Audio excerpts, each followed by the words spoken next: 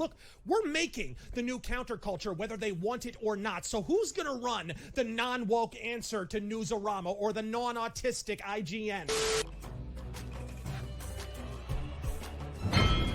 Ladies and gentlemen, you know him. He's the man, the myth, the legend, the guy who's running IronAge.media, creating Anvil, the anthology. Iron Age.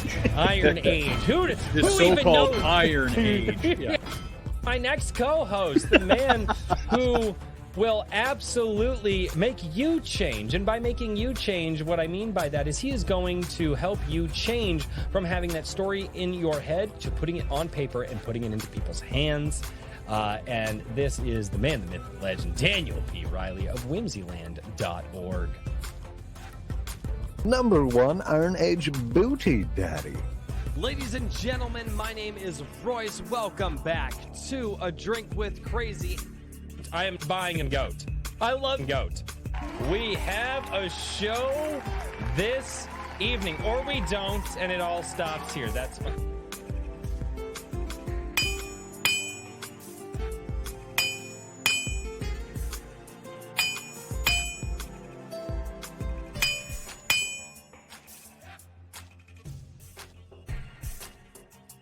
And so cometh the Iron Age of media.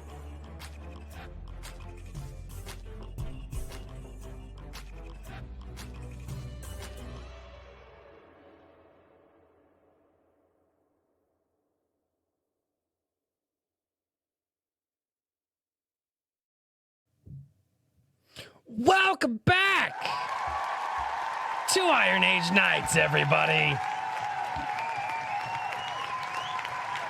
Episode 69. Giggity, damn it. All right. Oh, it's gonna be a fun night tonight, as it always is on Friday nights. Ladies and gentlemen, how's everybody doing in the chat? Gonna be awesome. Oh my God, I'm excited. Guys, do me a favor. Share this out everywhere. Touch the butt as well. People are new here, like, what the hell is touch the butt? The button, the like butt. that butt. Touch that butt. Let YouTube know that you like to touch the butt of this channel. Anyway, ladies and gentlemen, what's going on, dude? I've been looking forward to this. It's going to be a fantastic night. We have ourselves a fantastic guest. Sorry, I am clearing notifications. All right. Oh, man. Guys, welcome back to Iron Age Nights. This is the show where we bring to you a new indie every single week, whether it's comics, novels, pulp, tabletop RPGs, movies. We've had movie directors as well. Just anything indie in our sphere, and people just trying to put out good entertainment. So, ladies and gentlemen, thank you so much for being here. I guess I should say this. My name is Royce, and welcome to A Drink with Crazy. Because people are like, yeah, you never introduce yourself. I guess I could. Good boy. Yeah. Oh, Good job. Yeah, we're gonna knock that the fuck off. That's weird shit right there. Lieutenant Bob over on Rumble. What's going on? Somebody said you need to read your DM. Yes. Okay. That's a thing. That is. I was afraid that was for me. I was like, oh no. No. It's I. Okay, so I wanted to let everybody know. Where is it? Okay, so MD Boncher will be down at the Big Lick Comic-Con convention this weekend. He wanted to do a shout out, asked me if I would, and I was like, dude, just remind me. And he's like, dude, I'm not going to have cell phone service where I am. And I was like, dude. So I told the chat, remind me. So yes, guys, go over and meet MD Boncher over at the Big Lick Comic-Con. Let's see if I can open this up over here, and you guys can go and meet some people. There are going to be some people from the ADWC community over there hanging out, so you guys can go and hang out if you guys are within proximity of that. So hopefully you guys are able to go check that out. Thank you for reminding me, chat. I do appreciate it. We've got Garhum over on Rumble as well. What's going on? Over on YouTube, we've got Evely Music also reminding me I did the DM thing. I am very glad. Thank you, chat, for reminding me. We got King Bob. What's going on? He's double dipping. We got Gorilla Mar. What's going on, Gorilla Mar? Bat Sauce, how you doing, man? Horizon Talker. Really great clip you used this week. Fantastic. Yeah. Oh, dude, I got shit from everybody. all corners there. Oh man, there are people that it was. I pissed off everyone with that. It was really good. I guess that's the way to do it now. Horizon Talker, what's going on, man? We got Jersey. How you doing? Christopher D. Brand, what's going on? A.S. Brunert, it's good to see you. Why did the chat jump on me? It's so hard to keep up with you people in the chat. Black Ruby Comics, man, it's good to see you as well. Maji Chan, hello, Mrs. Maji Chan. We've got Guilty Gearhead down there as well. Liu, what's going on? Sir Ubison, TJ Lombardi, what is going on? I'm not even going to read what he just said. I did something about bear sex. That's not new. Hetero Crow Media, what's going on, man? B.A. Turner from Vigilante Screed. Cider Hype, what's going on, Cider? Johnny Douglas, Timo Burnham, Animation Overload, Ram, what's going on, Ram? Eric Wexter, you're on the show. I was on a roll, and then you're on the show. Why are you on the show and in the chat? Don't. You're still muted, Eric. Oh, yeah, I muted him because he was a little loud during the intro. And all right. Tim Allen, what's going on? Periopsis Press, how are you doing? Andrew Rowland, it's good to see you. Hero Darky Dark, what's going on? It is good to see everybody. And now I'm being... Okay, the fact that I know what a floppy disk is tells me how old that I am. And really, Maji-chan? Really? Wait, Amy Jo Johnson is going to be at the Big Lick Comic-Con? That's cool. I didn't know that. All right, ladies and gentlemen, without any Bryce further is ado. excited now. Well, no, I'm a Power Rangers fan. Like, that's really cool. Like, can I just be a Power Rangers fan? Guys! All right, No. and Iron Age Marketing. Royce isn't that old. I am not that old. I'm only 32. But I am old enough that my arm starts to hurt when the weather changes, and that's pissing me off. Like, don't do stupid stuff when you're a kid, ladies and gentlemen, because it comes back to bite you in the, well, in my case, the arm. Some people it's the legs, other people it's the back. But, you know, as you get older, it bites you where you hurt it when you were young. Ladies and gentlemen. Really, Daniel? That's Fractured ass. Almost did that once. That hurt like a motherfucker. Yeah, skateboards and that was skateboards and rails and that hurts a lot. Anyway, ladies and gentlemen, the man, the myth, the legend, the guy who is overworking himself, trying to get out all of the books all at once. Well, Richard from Iron Age Media, what's going on, man? It's it's been a busy week. The day job kind of threw a wrench into things. It has like this tendency to toss curveballs my way right whenever I'm trying to get something to the printer. So that's fun. I'm talking with the printer now. I'm hoping that we'll be able to get things out here next week, but it's not going to be next week. Regardless, there's going to be an update on things. For issue number 3, issue number 4 is coming together at light speed, and I've got quite a bit of art already done for it, so that's awesome. I need to reach out to one person that I was supposed to get with a few days ago, but you know how that is, to get the last piece done, and then after that, it's just going to be smooth sailing on that. Issue number 5 of Anvil Magazine is open for submissions right now. So if you have a comic or a short fiction, or you have a established review backlog of indies and things like that, and you got a review for me, I want to hear from you. You can check that out at anvilmagazine.com on the submissions tab.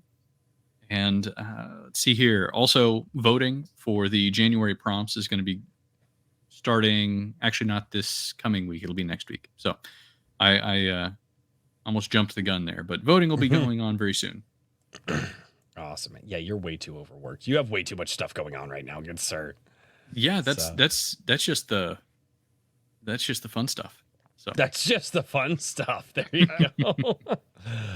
Indeed. Ladies and gentlemen, do me a favor, touch the butt for this next host. Touch the butt, ladies and gentlemen. The like button. Touch it. YouTube likes it when you touch it. At least YouTube tells me that I'm supposed to tell you that they like it when you touch it, but I don't know. So I don't know. You guys have until the end of the stream to touch the butt. Let's see if we can get this up to 50 likes. That's like my goal now. Ladies and gentlemen, the man, the myth, the legend, the guy who's working with so many different authors, so many different storytellers, writing his own stories, coming out with his own freaking comic very, very soon. It'll be in our hands in like the next year. I don't know, but it's coming.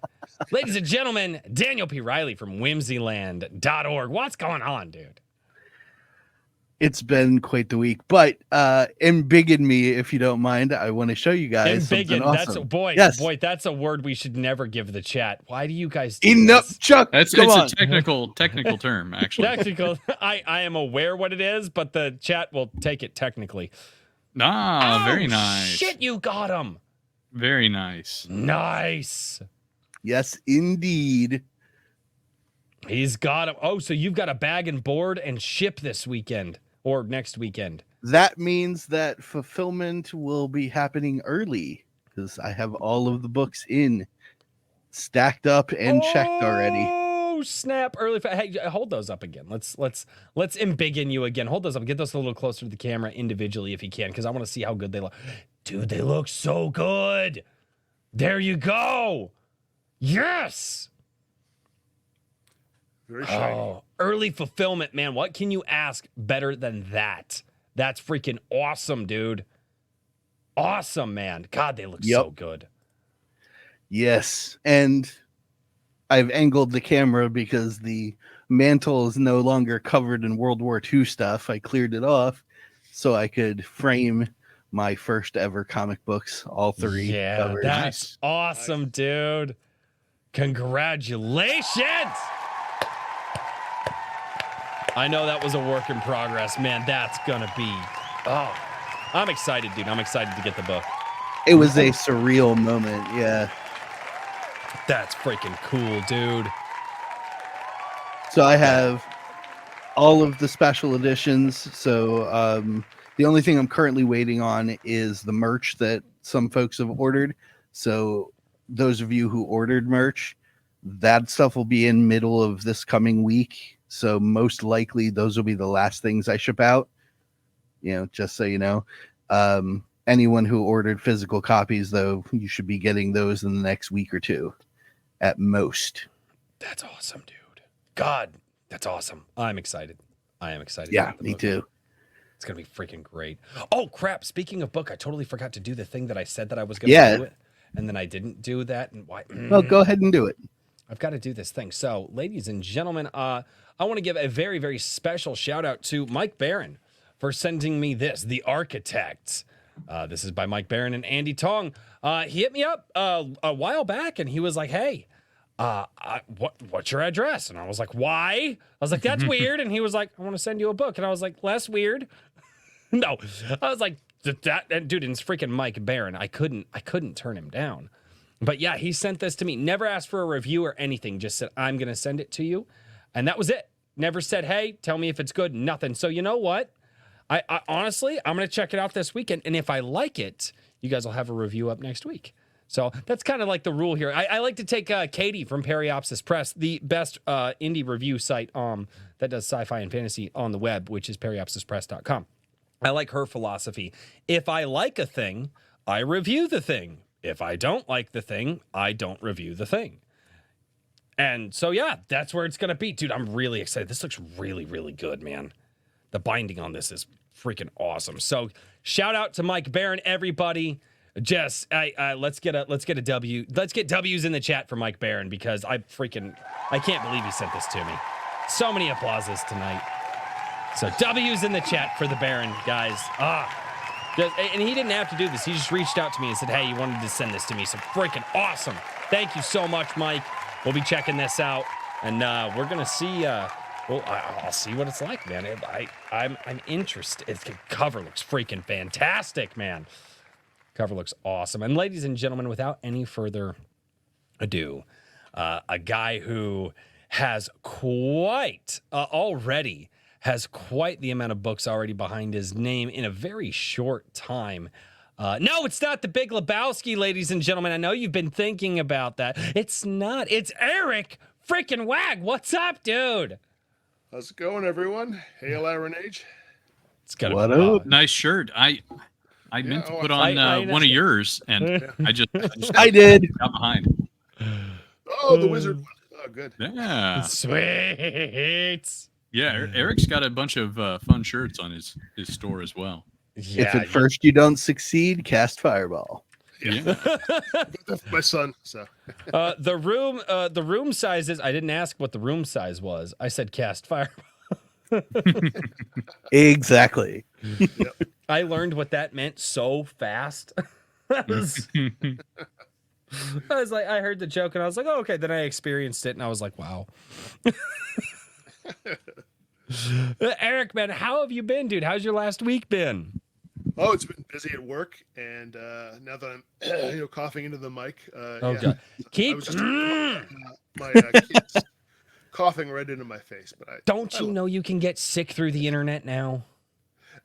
It's not a computer virus, Royce. But Okay, all right. That dad joke is acceptable. That was a layup. I should have known where that was gonna go. Dude, everybody is catching the crud right now, man. Everybody, it's people, rough, man. dude, I know a lot of people that I know through doing this online. They're all catching stuff. People at work, they're all catching stuff, and I checked 10 different locations, and people in 10 different locations, hours apart, are all, and it's like, man, it's just like whatever is going around. It's like, you know. Oh yeah, no. So apologies in advance for coughing into the mic. I don't have a mute button here. It's over there. That's or my computer for No worries, dude. It's Don't just my apologize. workstation. So Hey, you know how I do here is don't apologize. It makes you sound Canadian. well, yeah, I am Canadian. That's the problem. So, I am Canadian. Hey, me too. I also share that genetic issue. Dude, so that genetic issue.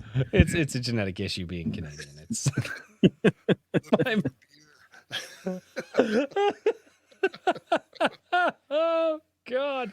So Eric, man, talk with us, dude. Tell us, man, you have got a ton of, swords and sorcery, just tons of different styles of swords and sorcery, swords and sandals, types of books. And axes. And axes, also axes. Yeah, well, okay. If we're gonna put qualifiers in here, There's a specific reason for that.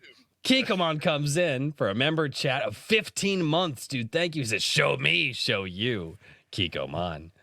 But dude, so what? I mean, where does all this start for you, man? What gives you your love of the pulp style of telling stories with the swords and sorcery and swords and sandal style stories, and where does that begin? Where does that love of the craft begin for you? that goes way back to when I was 10 years old. And I won't go through the whole story now, but basically some older boys stuck me into a theater. And turns out it was Conan the Barbarian. So that was quite an eye-opener. We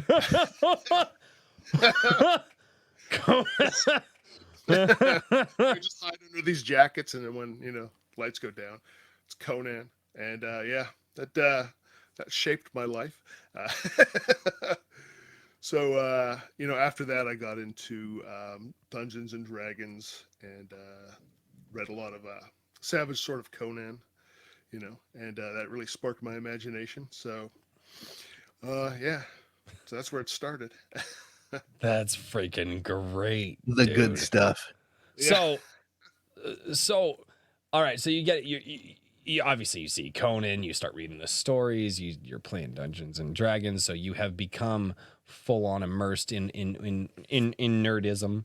And so what's the next step for you? What do you? I mean, do you just indulge in that stuff for years? Do you network with people? Like, do you just start writing when you're a kid? What happens next after the introduction to all that? Well, I didn't really start writing till about 2000, and by the novels that I was writing, they sprawled out. It was just a complete mess, and they never went anywhere. So I've got a lot of material I could maybe rehash and try and get to, but it just turned into a mess. And then when the pandemic hit, I had some extra time, and I thought I've always wanted to write. I've tried to write. I'm going to make a really serious effort at it. And I started with here. I might as well show the book. Ooh, yeah. Oh, let me embiggen you. Inukchuk.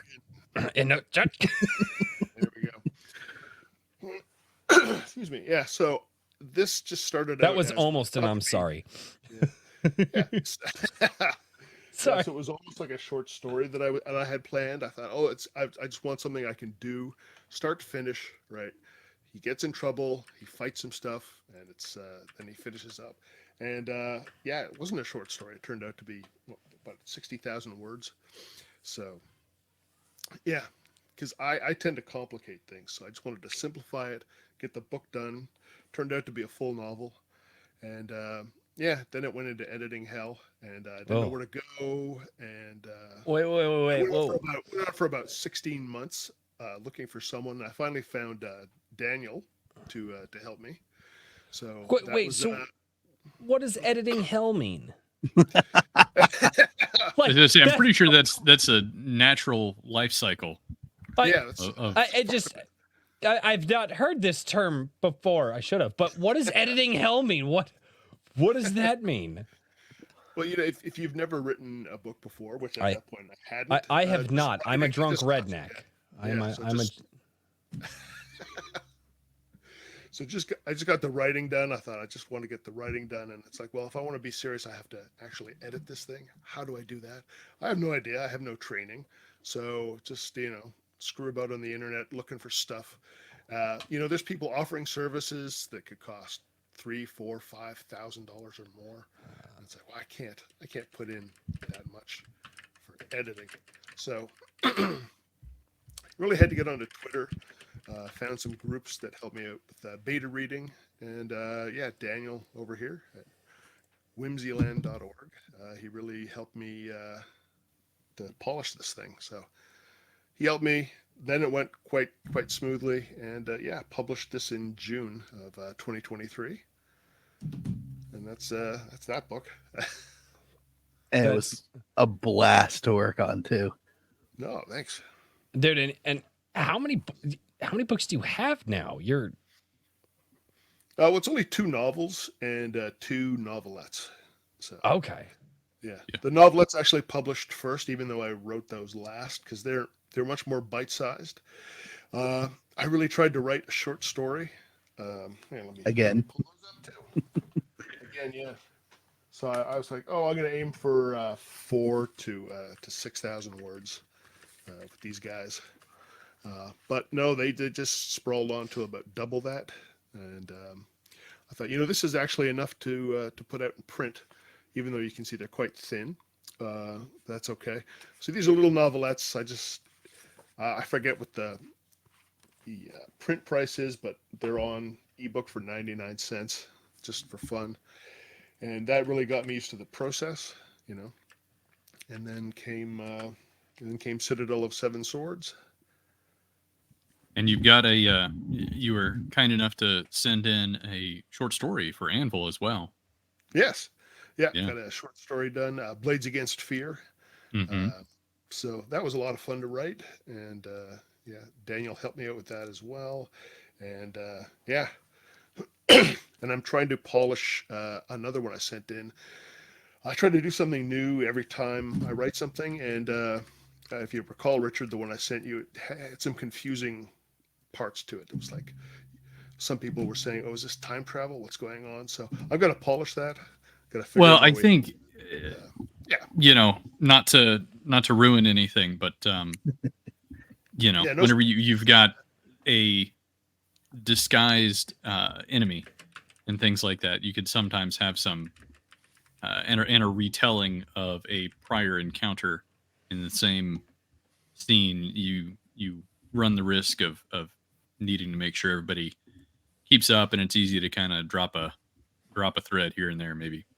But yeah, absolutely. So still working on the craft, and gonna have to work my way through that. I enjoyed it. Thought it was great, and it's man, I've been stoked with everything that I've put into Anvil, and that was an easy pick. What was the? Although I did hassle you about the title, didn't I?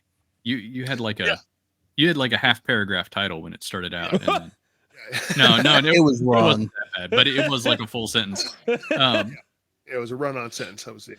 Yeah. Dude's over here doing an isekai freaking. Yeah, well, an the main manga thing, freaking title. right? Yeah. And here I am. I'm just like, this isn't going to fit into the table of contents properly. So we got chop. I don't care about your creativity. Author, artiste. And that's I've got what this thing called editors margins. are for. No. That's what editors are for. Hey, True. Hey, like I really like your book, yeah. But we're gonna throw like half of it away. What? Yeah, I don't give a fuck about your creativity. We're gonna edit the shit out of this half thing. the title, not the whole thing. Titles aren't that important. Everybody knows that, right? Wait, This hold is on. where Titles doing your are research is hugely- important. I know. I'm folks. joking. I'm The joking. hell is wrong with you? This is where doing your research is important, folks. The one of those two novelettes Eric held up, the title is That Axe, I believe it's Anciently, was mine. Mm-hmm. Yes. Yeah, You we've, should have known you were going to get some long titles. Yeah. That's not even that long. If I was gonna write anything like I thought about this because I think James Craig had something and we memed him on Twix because it was funny to meme him on Twix. If I were to do any like title, it would be like that time I pissed off my dad so hard he kicked me through a door and I ended up in another world. Yeah. Yeah. That would be the title of my isekai. And I That bet it gives would me- fucking sell too. That gives me a horrible idea. I bet it would sell. You A know, time travel short story called My Dad Slapped Me in the Next Tuesday, literally. there you go.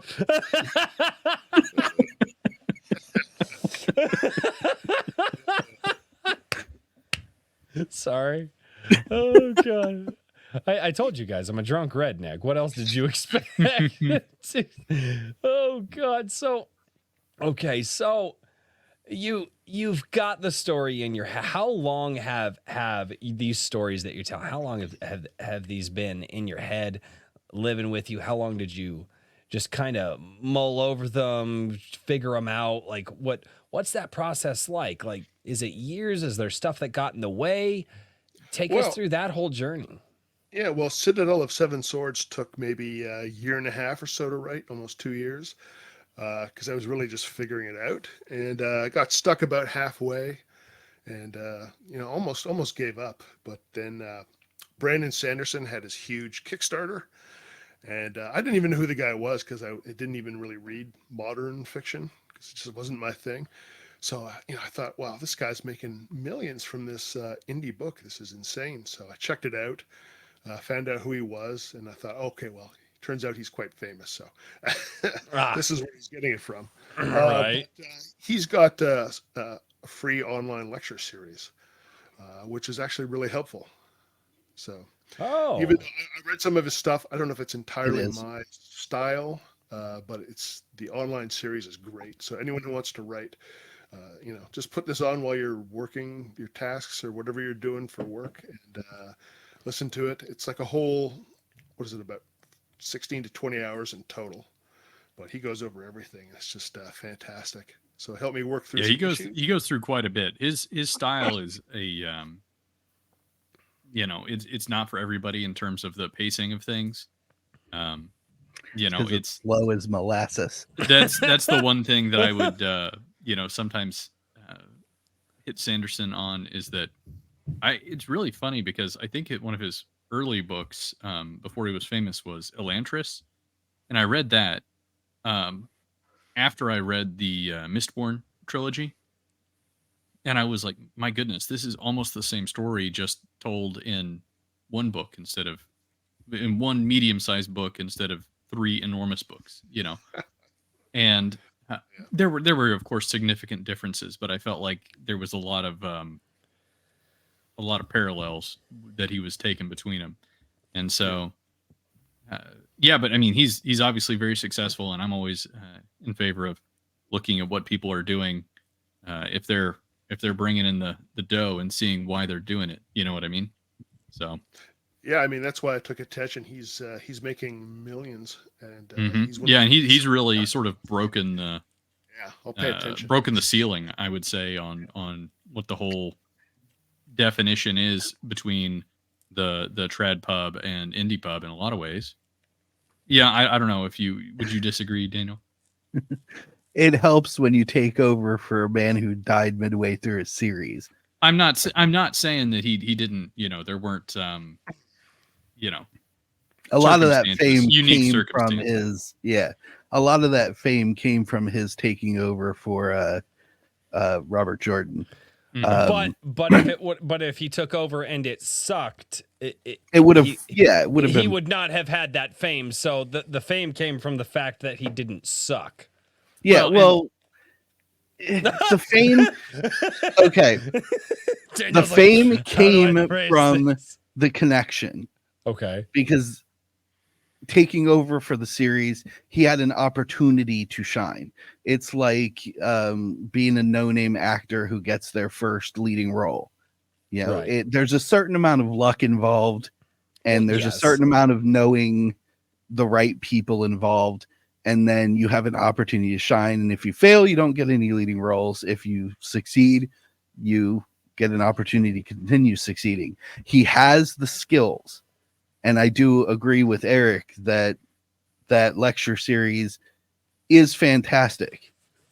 It's very long, and personally, I don't recommend that everybody try to do what Brandon No. Sanderson does.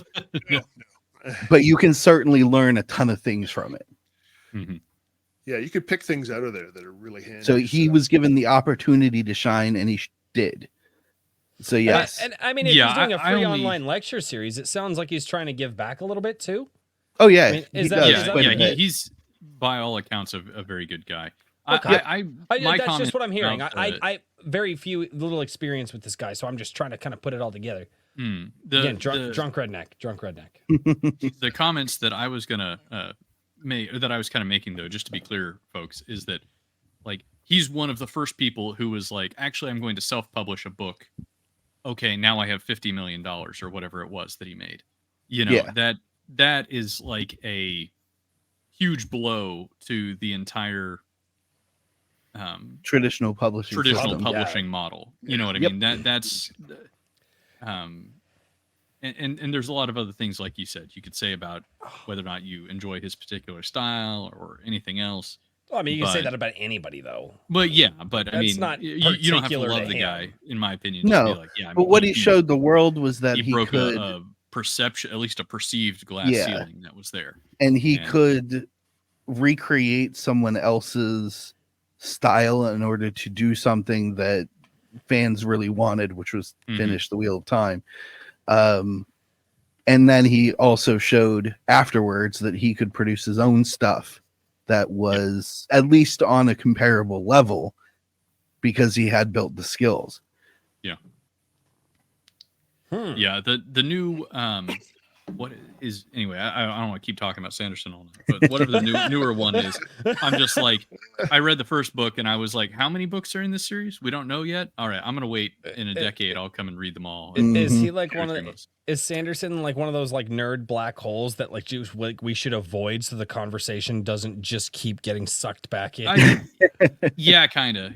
There's all sorts of comments you could make about it, but I want in some Eric regards- to talk about Scarred, so let's stop yes, talking about exactly. I was going to say, Brandon Sanderson. Scarred Well, is yeah, a okay, very but- different but- style okay, and so- one that I really enjoy So because of the pacing of it in particular. we'll blame him for talking about Sanderson, but are we up to the book thing yet? Have we covered the journey? I like to hear about the journey. Oh yeah. Have we? Fine, Journey, fine. Do you have any childhood trauma, anything like that we can hear about? I can go get the belt that used to whip my ass. I've got that. If we're going to talk about what, Not never your mind. childhood trauma, Royce. I'm asking about Eric. Eric's. Do Yeah. you have the belt that your dad used to whip you with? Oh yeah, it's around somewhere. That is the way. All right. Sorry.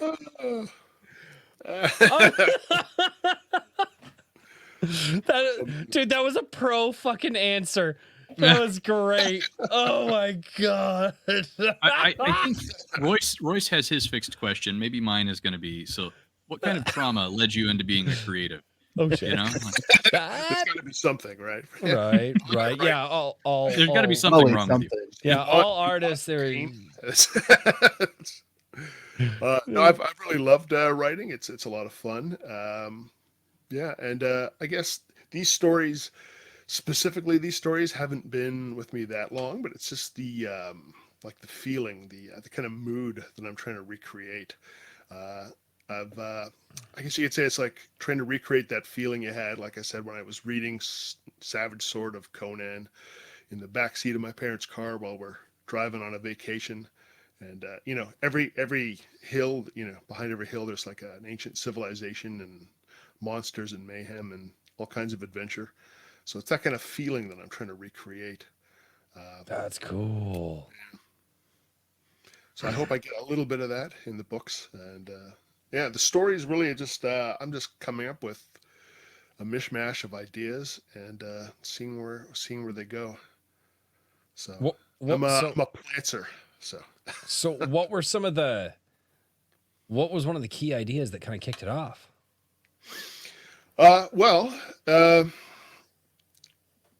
Yeah, I forget exactly where I got the idea for Citadel of Seven Swords, but I just wanted to have something like Conan, but not actually Conan, because Conan's been done, but I wanted some other kind of adventurer to just go out and have a very kick-ass, high testosterone adventure, that the boys would like to read. It's just something directed at that audience and have fun with it.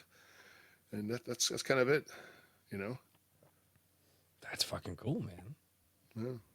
Yeah, you would. I was gonna say I was a big fan of Scarred, both with the. I think my first introduction. Yeah, I read Citadel of Seven Swords after I read the issue number 2 submission. Yeah. So that was my first introduction to him, and then I went back and read it again afterwards, and I enjoyed it even more. But Good. Nice. Citadel of Seven Swords. Let's talk about the character of Scarred. Aside from Yay. obvious Conan parallels, Yeah. what he is a kind of, well, I would say not necessarily a cerebral character at times, but he's definitely a very strong personality with the way that he goes and deals with certain things, and in some cases, definitely has some changes occur, at least over the Citadel of Seven Swords. But he still has a large history behind him. Yeah. Have you thought about this character? Has he kind of been with you for a long time, or are there a bunch of stories that you haven't told yet that you're thinking of in his past? Yeah, he's kind of formed up as I wrote the book, and Mhm. I didn't really want to just create a very flat character that's just a strong guy that beats things up. So he is a bit cerebral because I think that's a lot more fun to write. He shoots his mouth off, so I wanted to have someone that would just get into trouble by opening his mouth and saying stupid things and like starting trouble where you don't need it. Yeah, But he does didn't that. want to go- Let's qualify that though. He says stupid things in the manliest way possible. Yeah.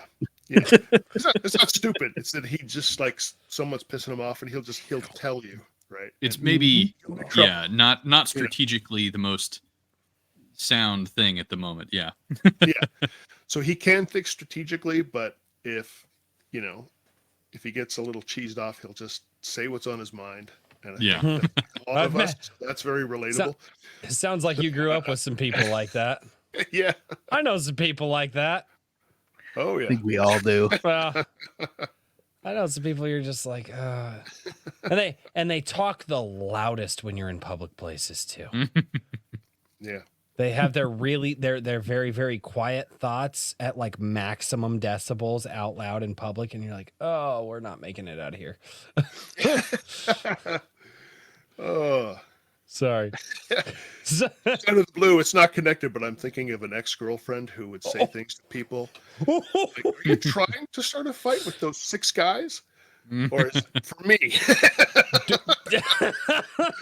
My wife used to do that shit when we were together early on, and I was like, and it was always how some chicks like fashion sense was way off, or like her eyebrows were off, and I'm like, babe, They are literally behind us. You cannot speak at decibels like that. We're here to get a pretzel. It's the mall. I literally pulled my wife out of line one day and I was like, okay, her boyfriend and his 3 friends were very pissed off. And I'm going to be honest, I can't take 4 dudes at the same time. Yeah, it's a tall order. I mean, they were shorter than me, but can just imagine what TJ Lombardi's thinking right now. Yeah, I was gonna say the hedge is clipping that for his soundboard. God, fuck. Oh, I should have watched my. Anyway, how about this book that you wrote, Scarred? Let's talk about the book. This is a book.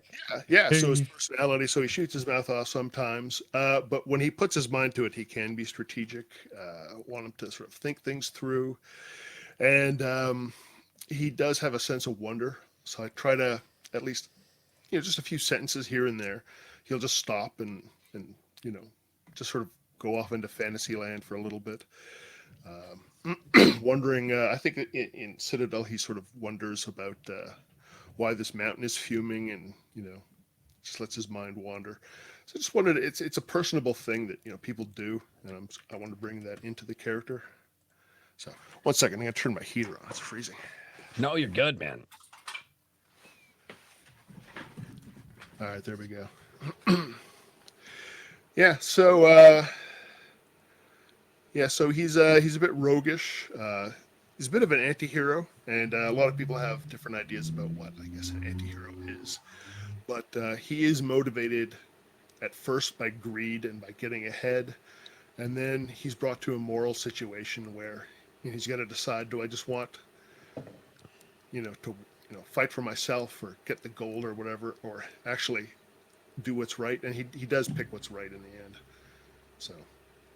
Well, he's not an anti-hero in the sense that, he's like angsty and, wears eyeliner and has, a lot of trouble with authority, and he's had a tortured past or something like that. It's just, he's sort of been, I'm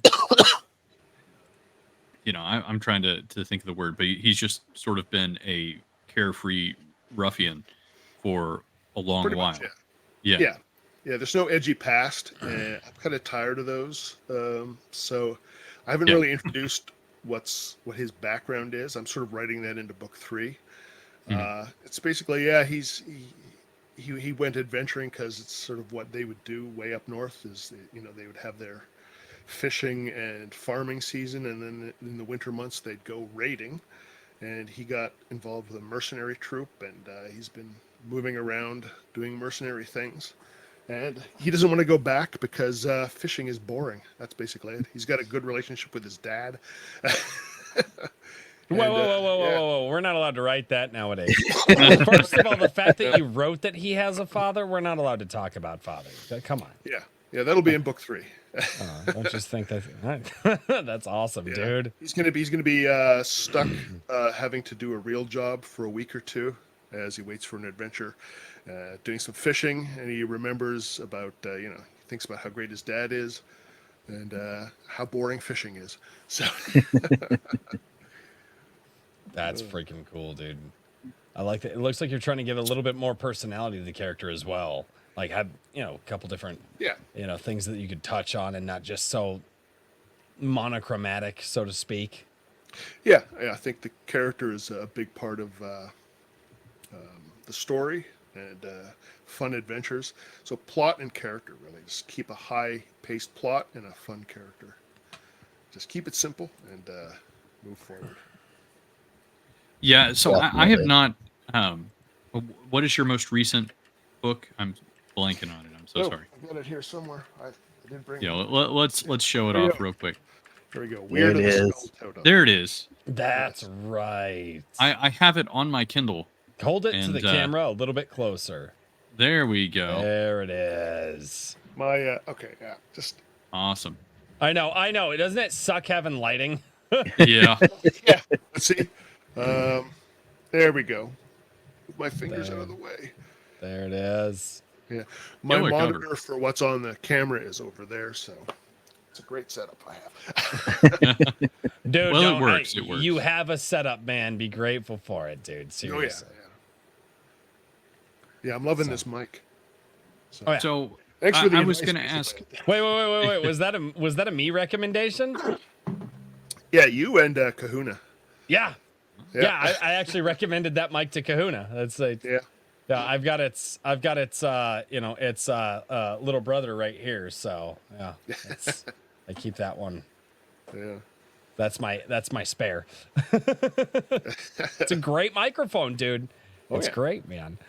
We get into that a little later because now I want to talk microphones, but I'm not allowed. I was going to ask about the world. You were talking about, Oh yeah.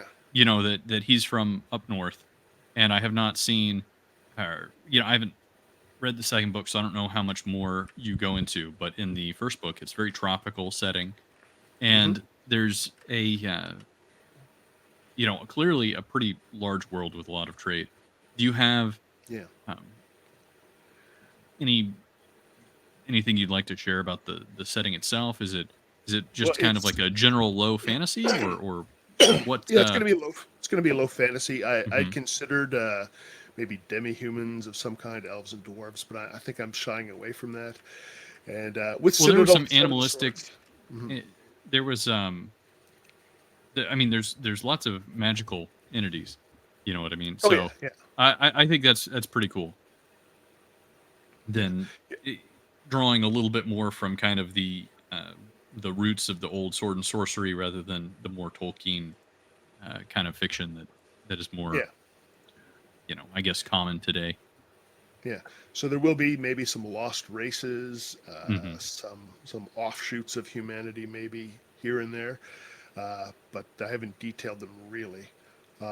Yeah, the world sort of grew up in my head when I was writing Citadel of Seven Swords. The only locations that I talked about were the island that it takes place on, which Mhm. is sort of more in the southern seas, in an unspecified location, and a city called Damon, Uh-huh. which is the big sort of corrupt city filled with degenerates. So, Yeah. which that one story I sent to you takes place there. It's Hmm. yeah, but yeah, we'll detail that later. There you go. I saw a question in chat from Raving Dad Gaming, and I think this is pertinent with Sure. what do you mean by low? And I'm assuming he means low fantasy. And so I say, Daniel, you can jump in, and either one of you, the people who actually write things and are knowledgeable about this, feel free to jump in. But with low fantasy, there's a lot less of the, uh, magic is not quite as common. It's much more mysterious. It's a lot more of a primitive kind of medieval society built up Yeah. with magic present and things like that, but not, there's not, um, Harry Potter where there's like wizards flying around rooms Yeah, exactly. and people apparating from place to place, and there's just constant magic all the time. Yeah. Yeah. High fantasy definitely takes a lot of its inspiration from things like Dungeons and Dragons, like at least in the modern writing spheres. Low fantasy, I would call more like Greek mythology. The gods exist. They have fantastical powers. They can bless things. They can make things, but those powers are not in the hands of the average everyday human.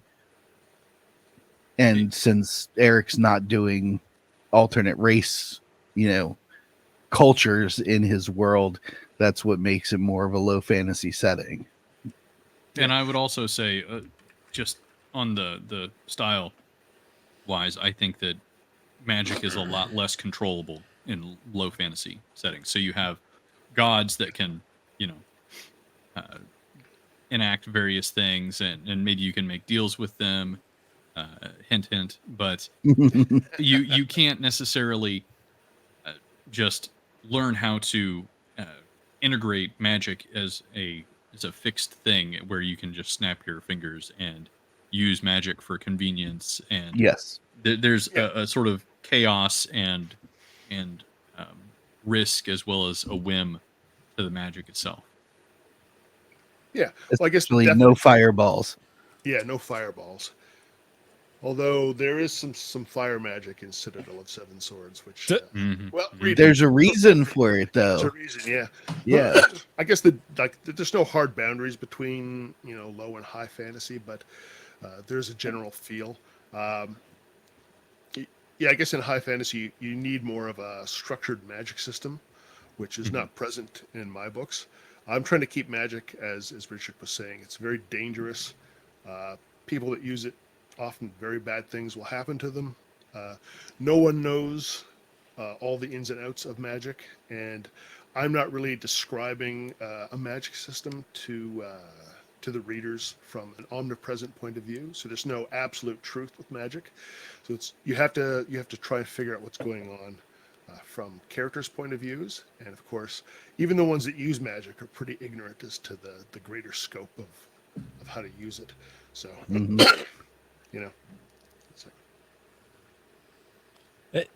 And it's interesting to me that over the past year that I've been doing this, some of these things I've kind of known, but it's interesting to learn more about what to expect in various different forms of books and kind of understand more and kind of the kind of the ingredients to all this stuff.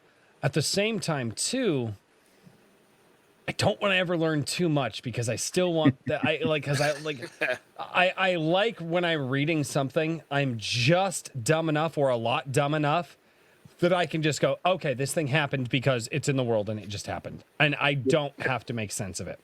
Right. Magic doesn't need to be science. It needs to be magic. And there are some people that don't like that. Yeah. Well, that's the difference. That's the between, distinction hard between the magic two. and a soft magic system, yeah. And that's one of the. I don't want to bring up Sanderson again, but he has I was going to hard say, magic. nobody say Sanderson. No we're shit. Oh shit, we're in the steering- Sanderson too late. we're hole. steering right back into it. We're in the Sanderson hole. Escape. Okay, back Too up. late.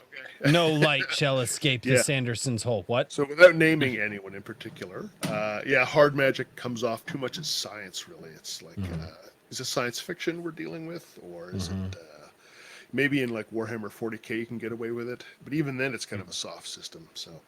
Right. So yeah, Yeah, the best soft magic system. Warhammer Characters 40K. totally- yeah. Uh-oh. I was going to say, Uh-oh. there's Now a we've very gone down hard that rule rabbit with hole. Yeah, Warhammer even 40K. worse rabbit hole. And that is that whatever the latest plastic that's being released somehow has to be more valuable than all of the old plastic. So that's That the is hard and fast magic accurate. rule. That's a very good point, though. But it's a Well, very I've got good ideas point. now. I think we need a SCARTA plastic. Yeah. Very much so. Dude, there's the some best people in the community that would representation- probably do some miniatures for you, man. Seriously. True. Yeah. You get yeah. in that gilded. There's some people out there that are doing 3D models of minis and stuff. Like, you got to check them out. Those are cool. The best representation of low fantasy in film is actually in a Conan movie, which was the revival of Conan, the crazy shaman, and he's crazy because has access to things that no human should have access to. He doesn't actually do anything other than write a bunch of symbols on Conan's body with ink and then tell everybody to not let the spirits of the dead take him. And then sit back and hide. And that's the best representation of low fantasy in film, is that you don't get an explanation, but you know exactly what's happening. Something otherworldly has happened because this character did something that people are not capable of doing. Yeah. You want to keep it a mystery. That and that's the key word, mystery. And I feel like modern readers, yeah, fuck it, I'm just gonna say it. Modern readers don't have a depth of thought anymore to even want to be entertained by mystery. Everybody wants their fucking handheld nowadays, and it just feels like that based off of a lot of conversations that I've seen. It just even in the book world, like. All right, I've talked with people here on my live chats, and I'm like, no, that's retarded. And they're like, no, but if you don't explain it, like the beta readers and stuff complain about it. I'm like, fuck them. Like, can we just not have mystery in books anymore? I'm sorry. Yeah. But mystery is fun. Wondering what happened, how it happened, why it happened. And nobody wants that. Everybody wants to know how the cake is made. And nobody gives a shit about how the cake tastes anymore. Yeah, Sorry. no, I think people think it's almost like a TTRPG, and they want. You're well, not what's wrong. The rules for this, you know. And like, well, no, it's. I do it's not think a that role-playing game. I do think that the increasing prevalence of like D&D in certain things has impacted that to some degree. Although, I would take it even a step further.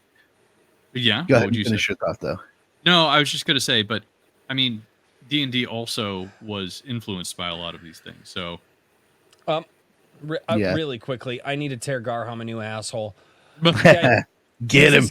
He's his counterpoint. From my view, mysteries are meant to be solved.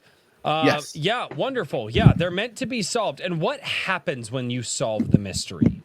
They become less wondrous. They become less mysterious by the Royce, mere nature everybody loves of Scooby-Doo. solving them. But and there's nothing that wrong. wasn't okay. I don't understand why you're anti Scooby-Doo point right now. to this, I'm not anti Scooby-Doo, you sons of bitches.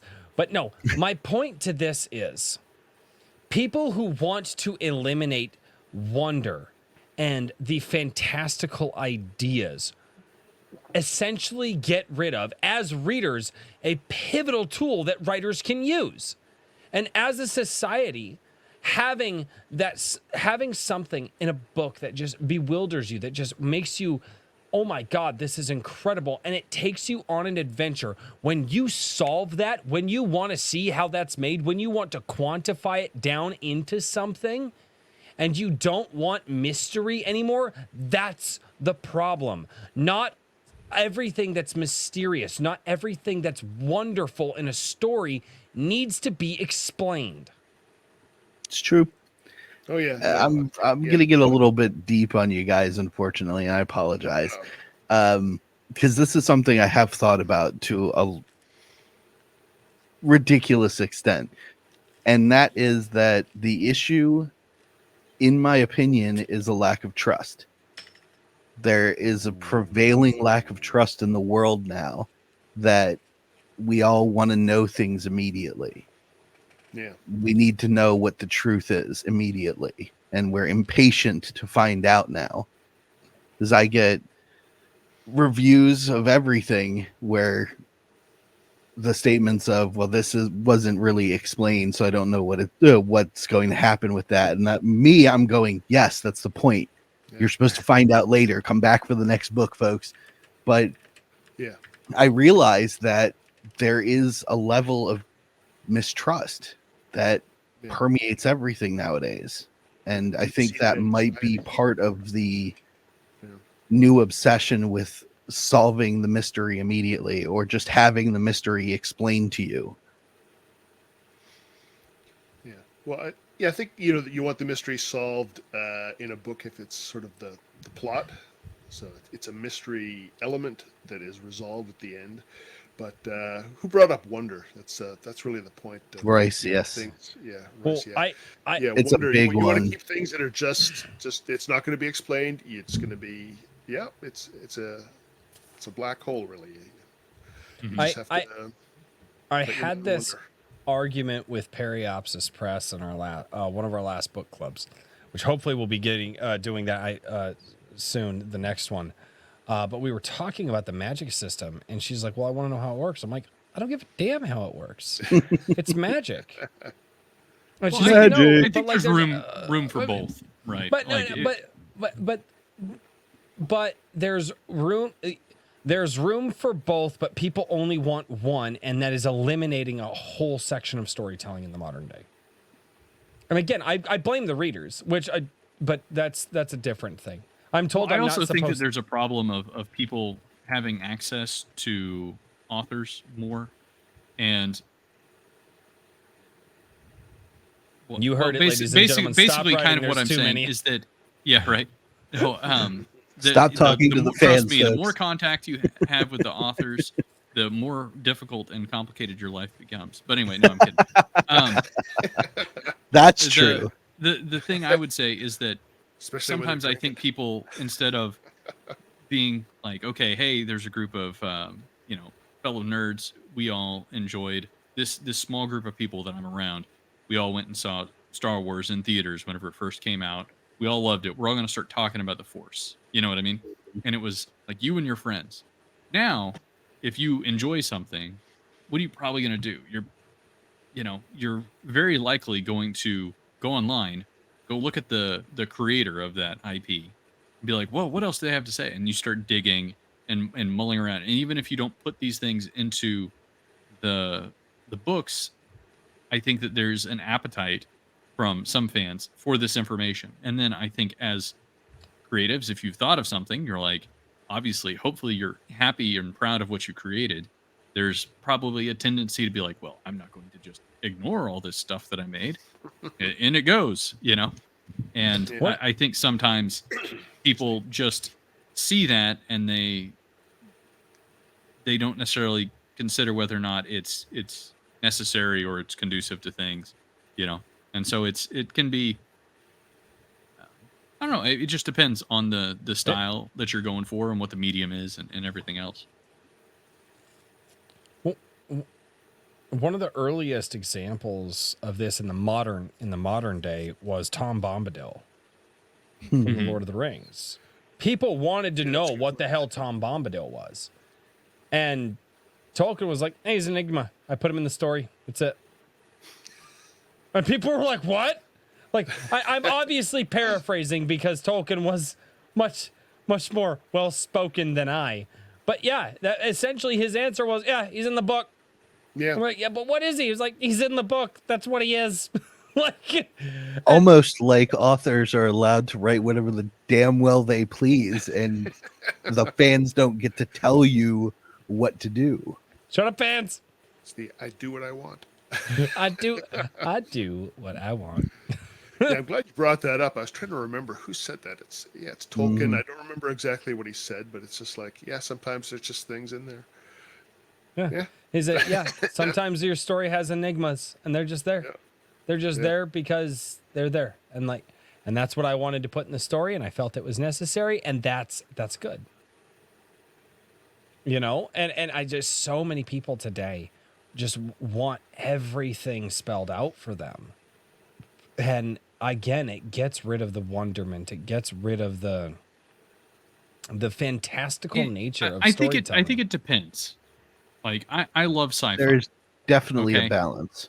Now, I love sci-fi, and one of the things that I kind of enjoy about sci-fi in general is the neutrality of the magic for the most part, right? It's not so much that there's like, actually Star Wars is kind of a good example of the opposite of this, where you have, at least initially, you kind of have like the chosen one, and you have these other things, and so on and so forth. Whereas the sci-fi that I really get nerdy about, it's like, well, here's essentially magic, and here's how it works, and as long as you understand these systems and you can utilize them, you can put them together, and you can replicate things with some degree of consistency, right? So it's about what possibilities are opened up by these things.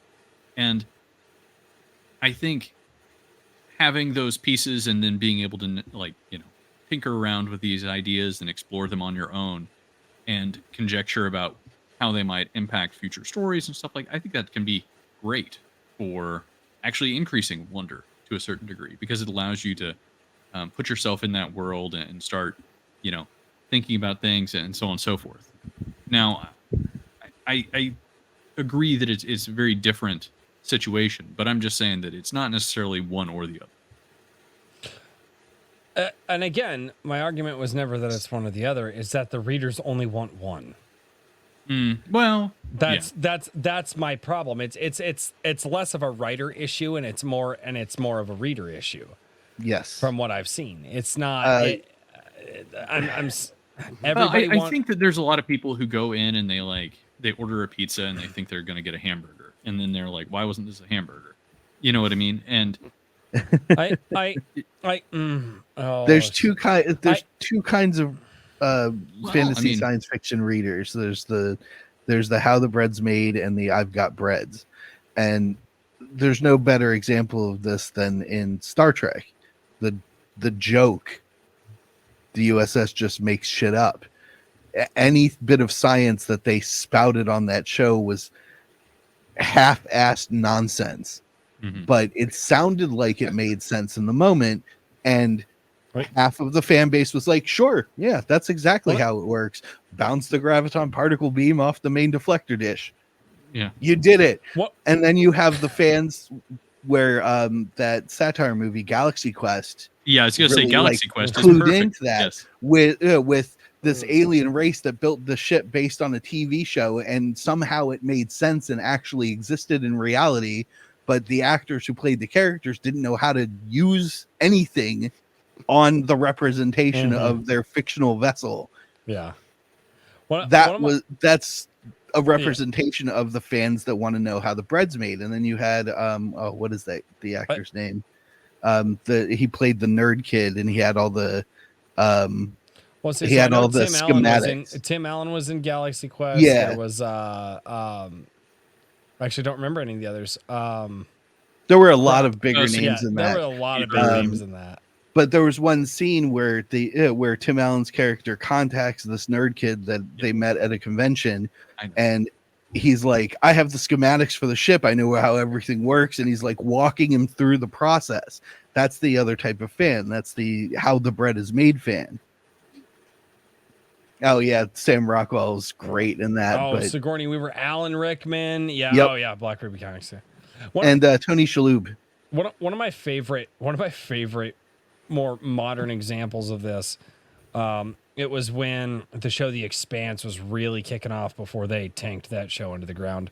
But in like the first 2 or 3 seasons, and the creators of The Expanse, because they were co-producers of the show and all that stuff. And somebody asked her, like, yeah, so like, and they have what's called the Epstein drive, right? And it's basically this nuclear drive that just changed space travel for everybody, right?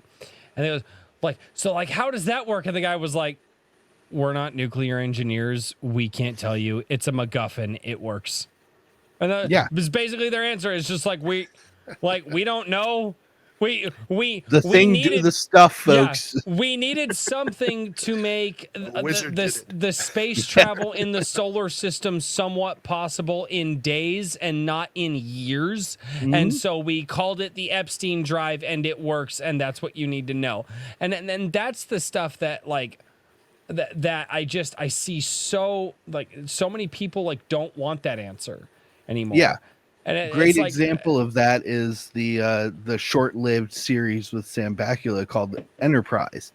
It didn't last because it didn't hit with fans of Star Trek. It was supposed to be a prequel concept to the Star Trek franchise, but it just didn't hit with fans because they weren't working off of the just make shit up and make it sound plausible paradigm. They were doing a lot of explaining of the early versions of everything and making it kind of too close to reality that it just wasn't as engaging and didn't leave enough mystery for the ones that wanted to know how the bread was made. The ones that didn't care and just liked that they had bread were like, yeah, it's not a bad show. I don't understand why it didn't last very long, but it was the fans that wanted to know how the bread was made that turned their back on it. I actually like that show. I guess that's exactly. Yeah. I did too. Yeah. Huge fan of Trip. Oh yeah. Always like the engineers though. Yeah. So, Eric, let's see here. I had another question. Yeah, let's get back on track. Yeah, I wanted to get another question or two in here before I scurry off and begin the wind down process. With Scarred and his various companions that he has for a little while and then moves on from, are you Do you have any plans on will we see any of these characters again? Are there any that you want to talk about that you Yeah, know? well, I really see. There's one or two that I think might That's titillate the fantastic because audience, I so to asked speak. him that question privately. Oh, really? Yeah, Okay. yeah, that character. So yeah, she will appear probably around book 4 or 5. I've got an Hmm. idea for that. But really, a recurring character will be Beljetti. He is. I basically set it up like a buddy adventure, so I should probably talk about him. Hmm. He's the more level-headed older warrior who acts a little crazy, but is actually fairly sane. And yeah, so I wanted to have that. I wanted not just a lone mercenary wandering around, but he's got his buddy with him. So The thing that I really like about Beljetti is that he's the cleanup man. When Scarred Yeah. when Scarred goes off half cocked, yeah, Beljetti's right behind him, yeah, taking care of business and just letting the wild man go wild. yeah. How are we gonna fix this? Well, Hmm. roll up your sleeves. Yeah, so they've got different personalities. They kind of play off each other, and there's a lot of respect between the two. And yeah, you'll find more about him in Weird of the Skull Totem, and he'll be in the third one as well. And there's a few characters I've come up with, I guess, that Daniel, that you liked, and they just sort of all disappear at the end of. I shouldn't give away any spoilers, but I could bring them back. You know, Hmm. they're characters I could bring back for short stories, or at some point they could have their own books. So And that, in my opinion, is great. Revolving cast members that are part of a living, breathing world build is such a fun detail. It adds a level of spice to whatever you're working on at the time because you can tie it in, you can contrast it just by reintroducing someone from Scarred's past in past books, and then the reader gets to go, "Oh shit!" He's back. yeah, Well, even with Citadel of the Seven Swords, I think my one comment was that um, you almost had like three pretty distinct arcs within that story. Now they were all, they formed into the same basically narrative experience that took place all very sequentially. But was it your intent to kind of have those um, not necessarily compartmentalized, but pretty tightly knit there? Um, and is Weird of the Skull Totem similarly styled? Is it more like I several wasn't. sub stories put together, or? I wasn't really thinking of different arcs. It's just, but it came out that each character had their own, I guess, journey they were on. Mhm. So, yeah, it's a sort of they bound together into the same plot. So I didn't really think of it as different arcs while I was writing it. And with Weird of the Skull Totem, I think it's more of a compacted in time.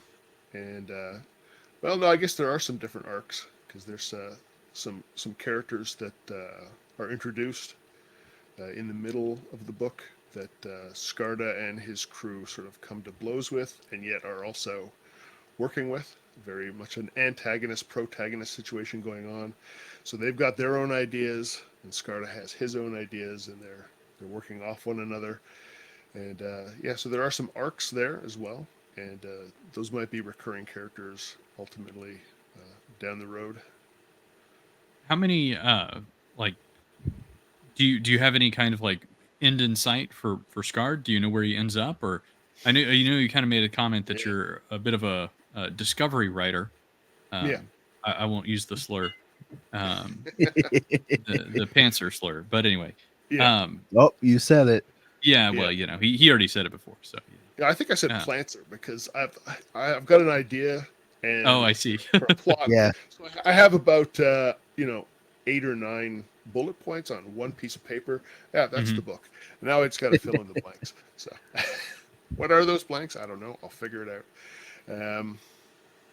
Yeah, But do you know where lost my train of Scarred thought. ends up, or are you still Yeah, no, this wondering? is going to be recurring character. These are supposed to be separate adventures, so they do refer back to earlier works a little bit. So you might get 5% more out of it if you read them in order, but you don't have to read them in order.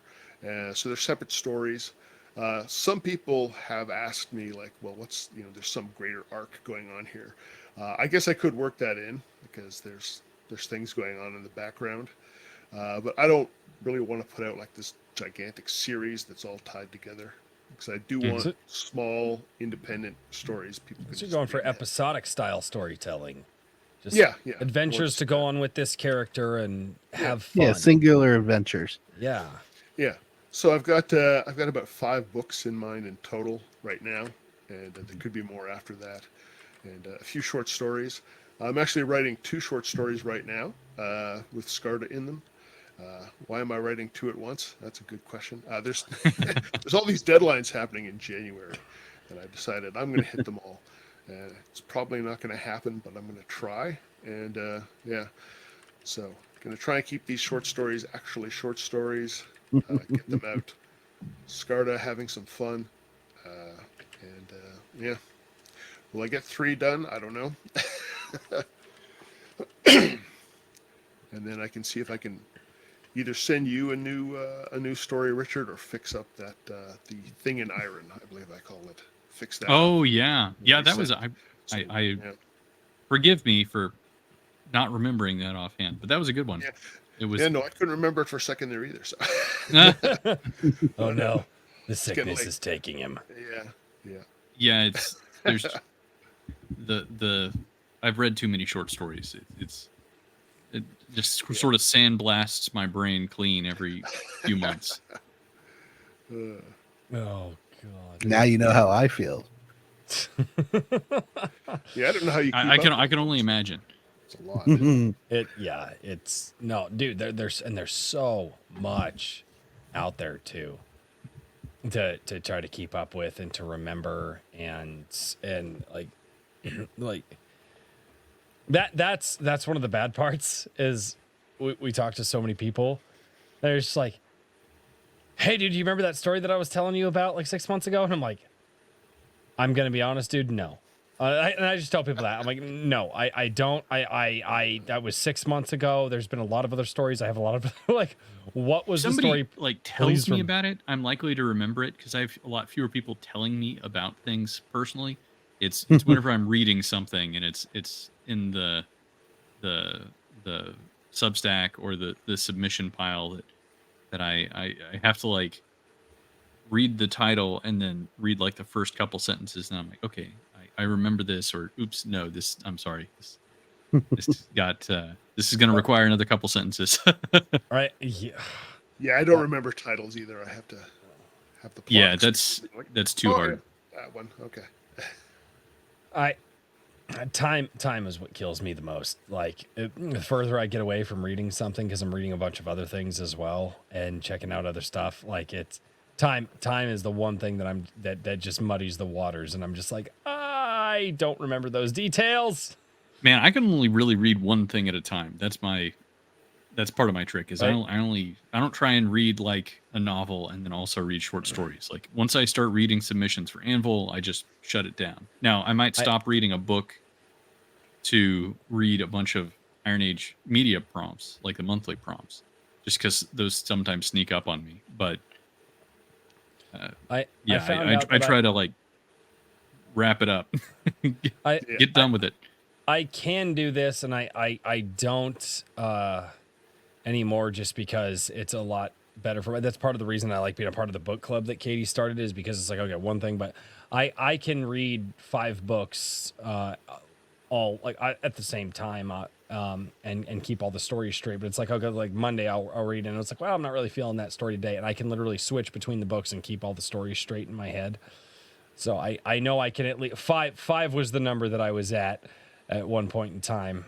And then there were short stories that people were sending me in DMs and stuff like that and wanting me to check out and like, yeah, but it got to be a little, and then trying to fit all that in with life and stuff. It was just like, okay, all right. So now when now when the book club comes up, they're like, hey, we got to get this book done. And I'm like, all right, the Saturday and Sunday before, I'm going to cram the book. If I need to finish it the night of the live stream, I will do that. That's kind of how I rock and roll now. But yeah, I can't even imagine reading all of the short stories and all of the books and everything that you guys read like constantly. Like that is a lot. I mean, it's a lot of fun, and I think that the only problem I have with short stories is that they are short stories, so it's like you have a little bit less to sort of like grab onto, Gotcha. you know. So it's like, and also I generally don't look at names, and sometimes I don't really even look at titles. They just get a number and go into the spreadsheet, you know. And so Right. I just start reading, and I'm like, I have to, you know, make sure I familiarize myself with which story it is that I'm thinking about. So No, that yeah, you're still doing. but yeah, I want you to clean. I would like for you to clean up the thing in Iron, because I don't remember any of the characters' names, but I remember the overall happenings, and I thought it was a good one. It was definitely close to there. It's what's the character's name? Kellamon. So it's There not, it is. Not Skarda. It's a different kind of hero. He's He's about a roguish. 16-year-old rogue thief, sort of caught up in a gang war and in a fantasy city. So that sounds cool. A redheaded. Why does companion. that sound familiar to me? Yeah, I don't know. Yeah, There may be a story or two where there's a kind of a roguish 16-year-old in a. No, specifically I think it sounds like Caramon. No, there was a story. What was the story in Anvil 1 with the who was that written by? Oh, are you thinking about Youth of Perrin? Yeah. I'm trying to remember who wrote it. My brain kicked out Wasn't again. it R.H. Snow's son that wrote it? No, it was Joshua M. Gonzalez. That's right. Sorry. Does she have a? I was just like, I know that sounds familiar, but I just. I haven't stolen someone's name. I'll have to look into that. No. You're fine. I don't think you did. I'm a drunk redneck. Why? I keep telling you people, and you just don't. And the pile just fell.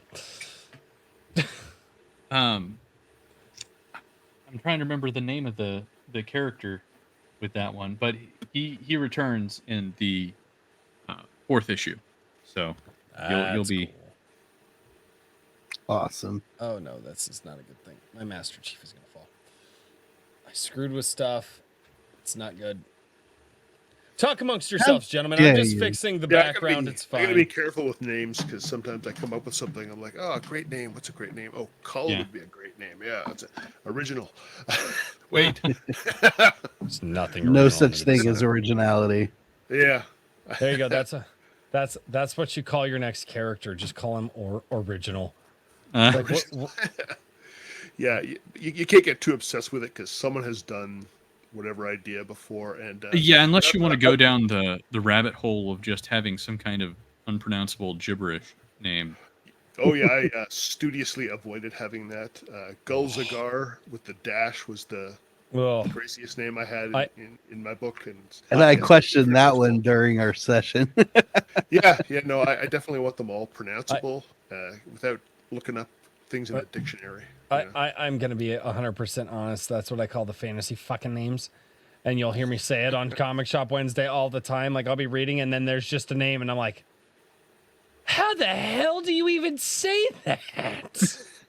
If there's more than one apostrophe in the name, there's a high probability my eyes are going to glaze over, and it's going to be designated as the first 3 letters. The thing that screws with me is when people do That's the way to do it. When people do like double vowels next to each other, and I'm like, wait, what? And it's the same vowel. I'm like, no, what? I don't know. My brain, Rice doesn't like as and ooze. I'm fine with that. I'm just not okay with people fucking with me in their names. Hey, Ultimate Kahuna. What's going on, Kahuna? Yeah, I haven't read either of your 80s fantasies. I'm gonna have to get to those at some point in time. But oh, thank you. Yeah, no, I might put another one out for Oh, I'm blanking on the publication. It's brand new, and they're offering like 7 cents a word. And I thought, well, I'm gonna go in with that. Oh, are you talking about? Oh no, who is that? Actually, never mind. I was thinking of. It's No, I not was thinking of Crimson somebody else. Quill, which I might try to get in with as well. But no, I'm blanking now. That's terrible. My memory is terrible. But Don't you love that? yeah, so It's I such a might do that. wonderful thing. I'll say this. Michael Bancroft gave me a perfect name for that. Oh, it's Stream Brain, dude. It's just Stream Brain. When you get on stream, Yeah. you just forget everything. It's Yeah. great. I'm like, yeah, no, I'll That's use what that happens to excuse me. all day long. All day long. It's definitely Stream Brain. Nothing It's- else. Shh. Yeah, no, my memory is terrible and it fails me at the worst points.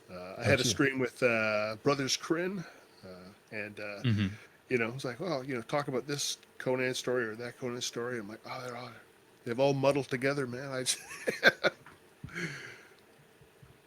I'm drawing a blank. It's hard. Yeah, What can you do? yeah, but Oh, I'd like God. to write another one of these at some point soon. They're Are just you short.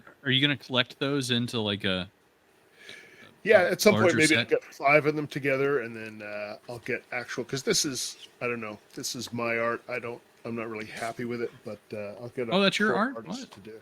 Yeah, Wow. Well, I yeah. mean, I spent as long doing the art on Photoshop as I did writing the story. So there's a limit, And yeah, if I get 5 or 6 of those together, I'll maybe hire someone to do it.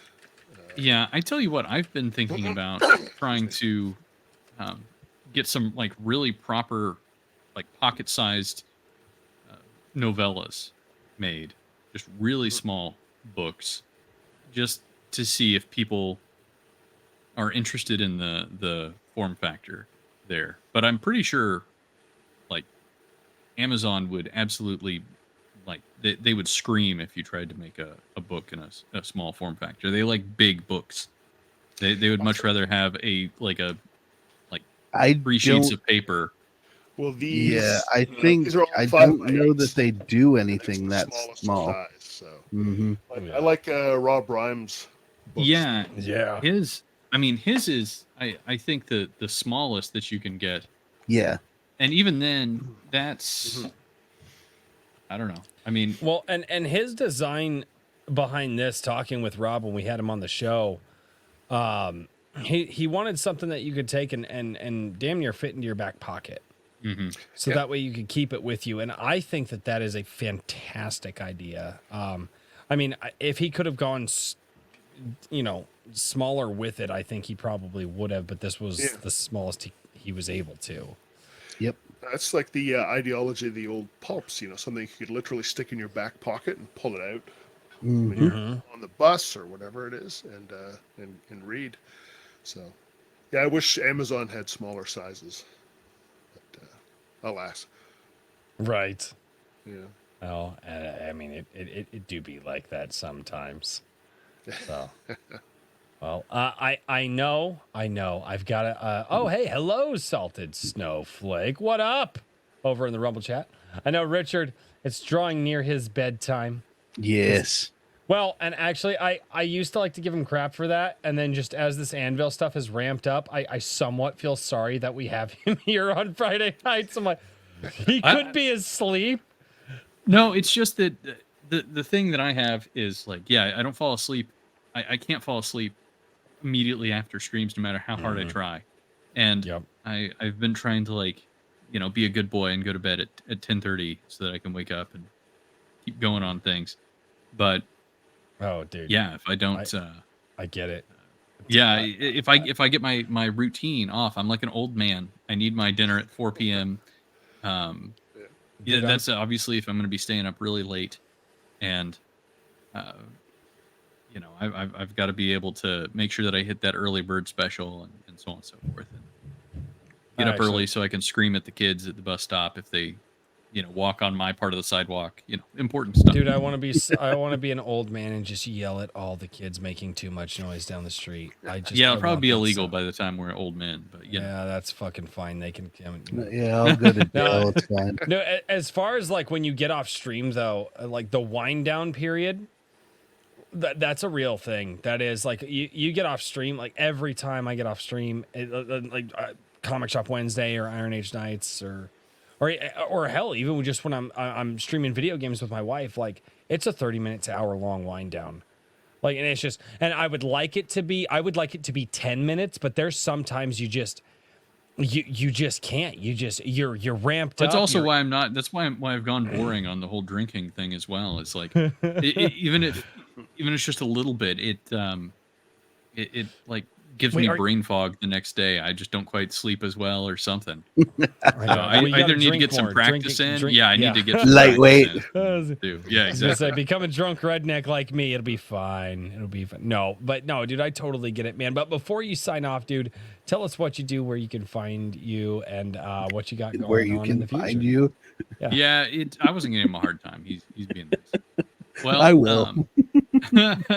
Where we can find you, you can find you. Well, you can find you in your own head. IronAge.media is the best place to find me. I've got links to everything else there, including my YouTube, which I'm going to shout out. Last Sunday evening, I had basically it was my 1 year of doing Sunday evening chill streams, and Mage Leader was kind enough to join me for some classic BattleTech tabletop. We had a great time. He was kind enough to allow me to blow up his Marauder, so that was nice. That was nice. It wasn't gonna happen until chat was like, roll on camera, and I went from rolling like mediocre to just it was brutal for whatever reason. So chat was on your side. Yeah, you're right. I haven't read his book yet. I'm sorry, Mage. I am going to table you because I don't want Anvil to get out of control again. It almost ate my lunch in December, and so once I get through the issue number 5 submissions, you're going in the pile. So here's the thing. Like here's my secret to getting back on track with the pile back here is don't look at it. Well, no. Well, that's he does it. No, the book club, book club, because we're trying to fire that back up. I always recommend something I already have, so hopefully I can work through the pile. And the other 3 are just like, no, what about this other book? And they're like, yeah, let's check that one out. And then I end up buying another book, and I'm like, well. So blame the other 3. You guys can send your blame over to John A. Douglas, T.J. Markey, and Periopsis Press. Yes, all their fault. Good guys. See how I did that? That's how you and gal. Deflection. Well done. Yes. All right. Well, guys, thank you. I enjoyed man. chatting, Eric, and I look forward to. Good seeing you, Richard.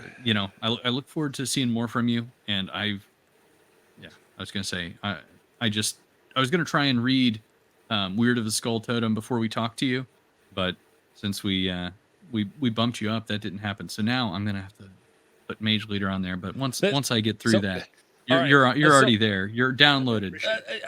Bumped us up. No. He saved our asses tonight because our guest that we did have scheduled got sick, and we were scrambling to try to find a guest. And Eric literally moved his schedule aside and was like, "Guys, I got you." Graciously came on. Yes.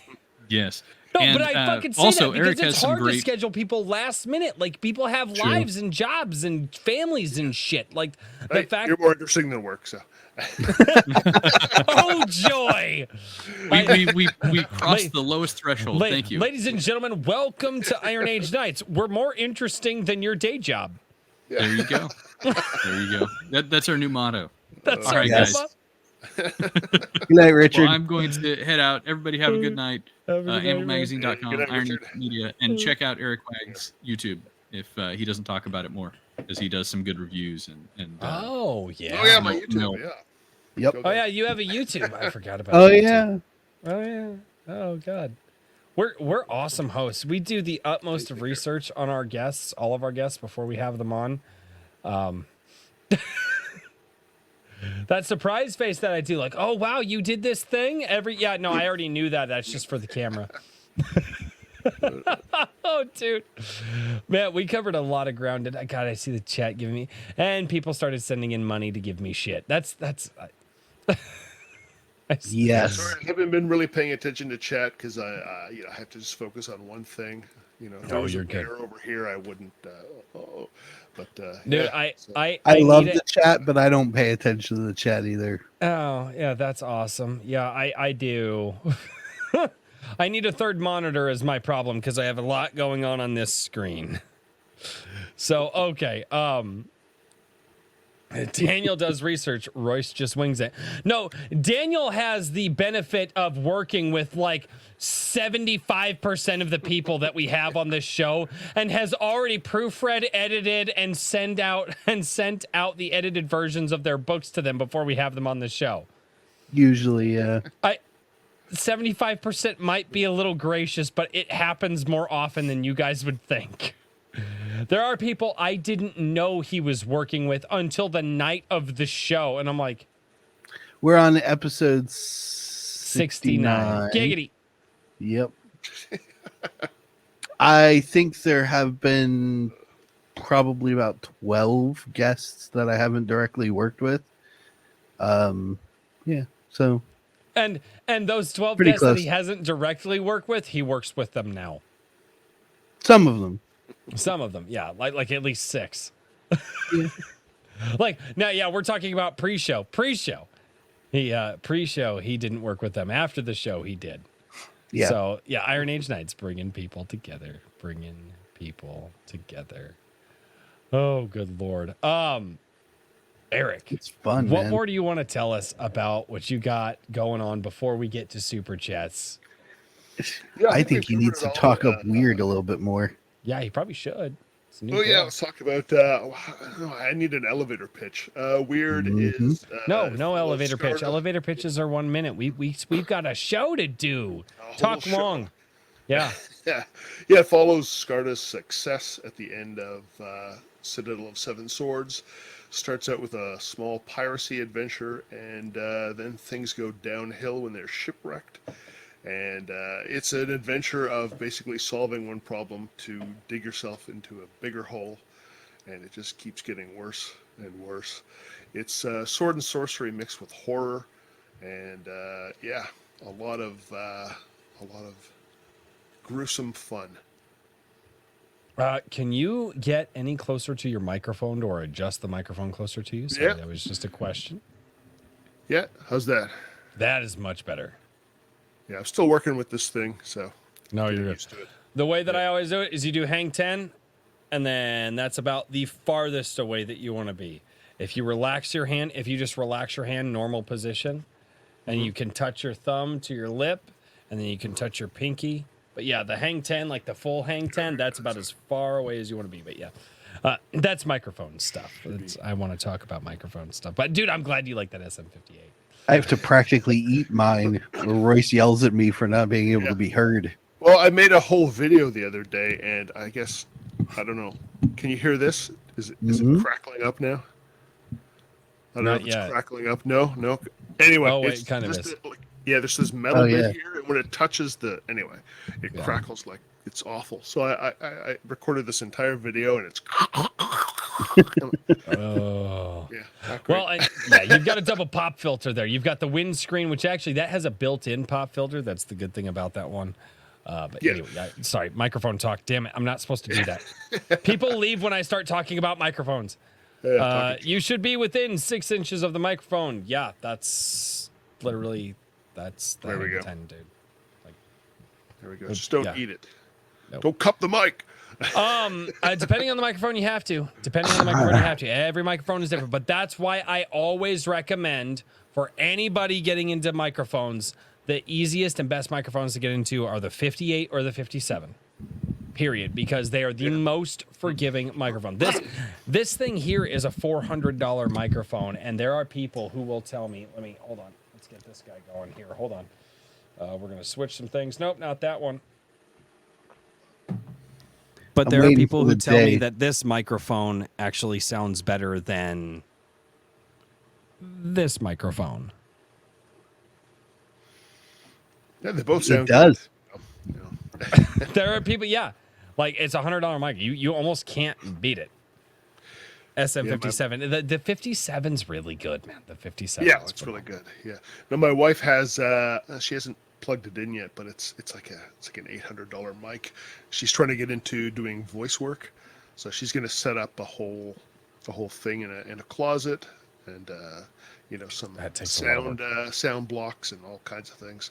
You But that's just too Blankets. much for me. Yeah. You can do that with this. You can do that with these, and it's a lot easier and it's a lot more forgiving. But that's, and well, the only thing that kills me in my setup is I happen to have when the fan for the furnace kicks on, it hits a frequency that I can't deaden, and so I like if I were to do more voice work than just what I've done for like the Ruthless comic or some other people that have asked, I actually have to. And I'm actually actively working on that too. I have I've Cutting got out ambient noises. Yeah. So this is good because it just picks up your voice. yeah, it's a directional microphone. It's fantastic. What's the other kind? It's not directional. It's cardioid or something like that. Well, no, that's the type of diaphragm. So you have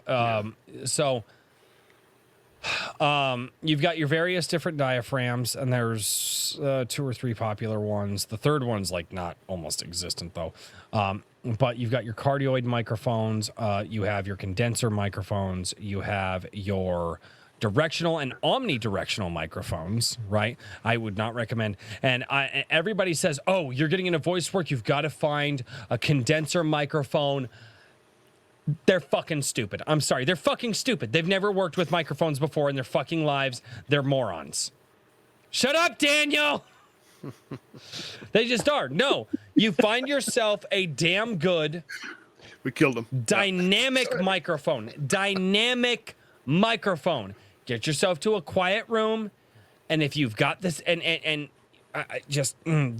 this bullshit about condenser microphones. A condenser microphone will pick up a fly fart 3 houses down the fucking road unless you have a soundproofed house. It just fucking will. Yeah. They're fucking no. And people who do that, they are entry level. Do not fucking listen to them unless you have a setup. Unless you know what you're doing with a high dollar condenser microphone, do not get one. You can do it with a dynamic microphone. You can do it with this SM57 or the SM58. It's fine. You can pull it off and it would be fantastic. The reason that I would use the 57 over this one when it comes to like voice work, this one has a lot of stuff in it that already does things that I wanted specifically for the show. But you don't want to have a microphone that does a whole bunch of shit when you're sending that off for voice work, because the person who's receiving that voice work from you probably wants to do their own edits, wants to do their own audio work.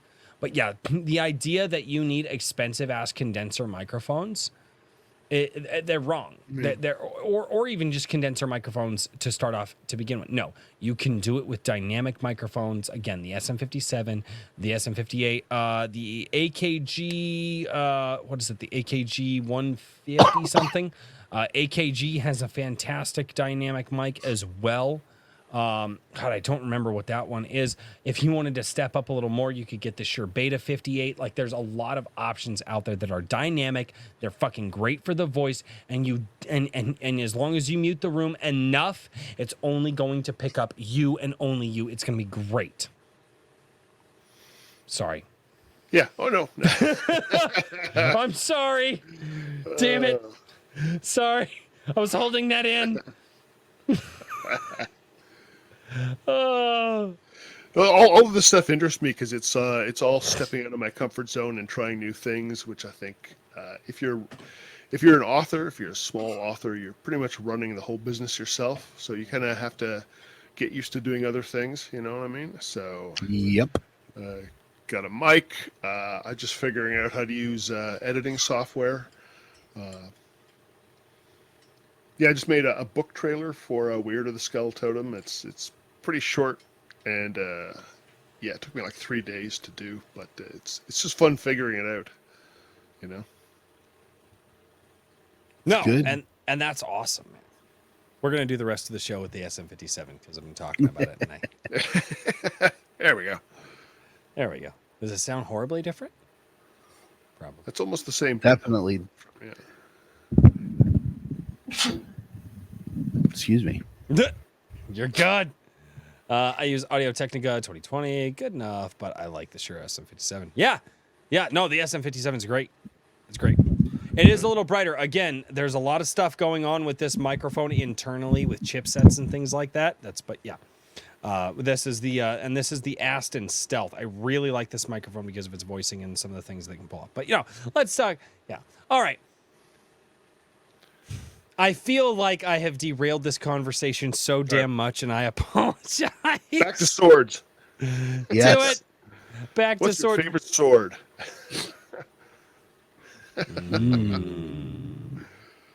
That's a good one. What are they're the Tibetan hook blades. Have you ever seen those things? Where you can actually, they were designed, you could actually hook the ends of them together and they had like a blade for a guard. Oh yeah. I cannot remember the names of those. I gotta look this up. This sounds pretty cool. The hook swords are very cool. And that is the translated name for it. Yes, it is.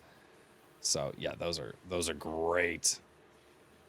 Okay, Royce, blame the mic on your anime voice. Probably.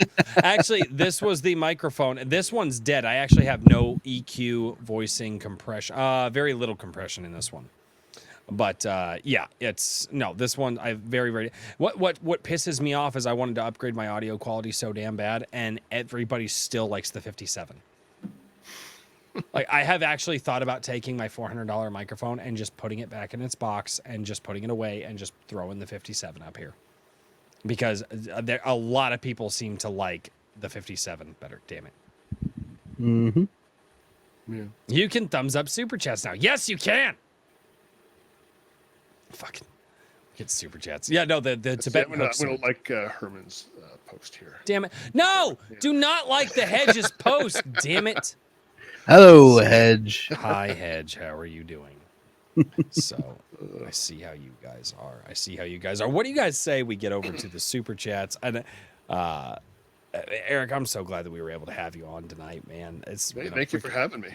Yeah, well, and thank you for kind of working through the early stages of sickness. And God, I hope it doesn't get any worse for you. We'll see how I feel tomorrow. I'm supposed to take my kid to parkour. We'll see how that works out. Very nice. Oh, I can heart everybody's super chats. Oh my God. No. Can you guys do the heart, or is it just me? I think it's just you. Oh, okay. Well, I'm special. That's fine. So yeah. All right. Yeah. So guys, this microphone or this microphone? This A or B? The difference in sound to me is A sounds more natural. And it should, because there's a lot less EQ. There's a lot less compression. The noise gates are a little bit softer on this one. B all day. Wow. Really? Two. B Really? gives you the radio voice. This one A here? is more natural. Yeah. Yeah. This one here? Yeah. Mm-hmm. They sound the same to me, not gonna lie. Depends on what speakers you're on, too. I can hear a lot of differences in them, and I did that intentionally. So, but yeah, no. A microphone, but that's the thing, guys. Sound quality is so important to any of you. Good night, Bat Sauce. Sound quality is so... Hey, good night. B sounds like ASMR. Yeah, that's interesting. No, softer tones, but again, I've got a It's a new soundboard market here that, for you, Royce. yeah, right. No, I probably could. Yeah. Some motherfucker be sitting there and you'd be like, yeah, that's right. You're gonna fall asleep now. Wake the fuck up! You got shit to do. Nah, I just spend like 3 hours talking about audio equipment. That'll put anybody to sleep.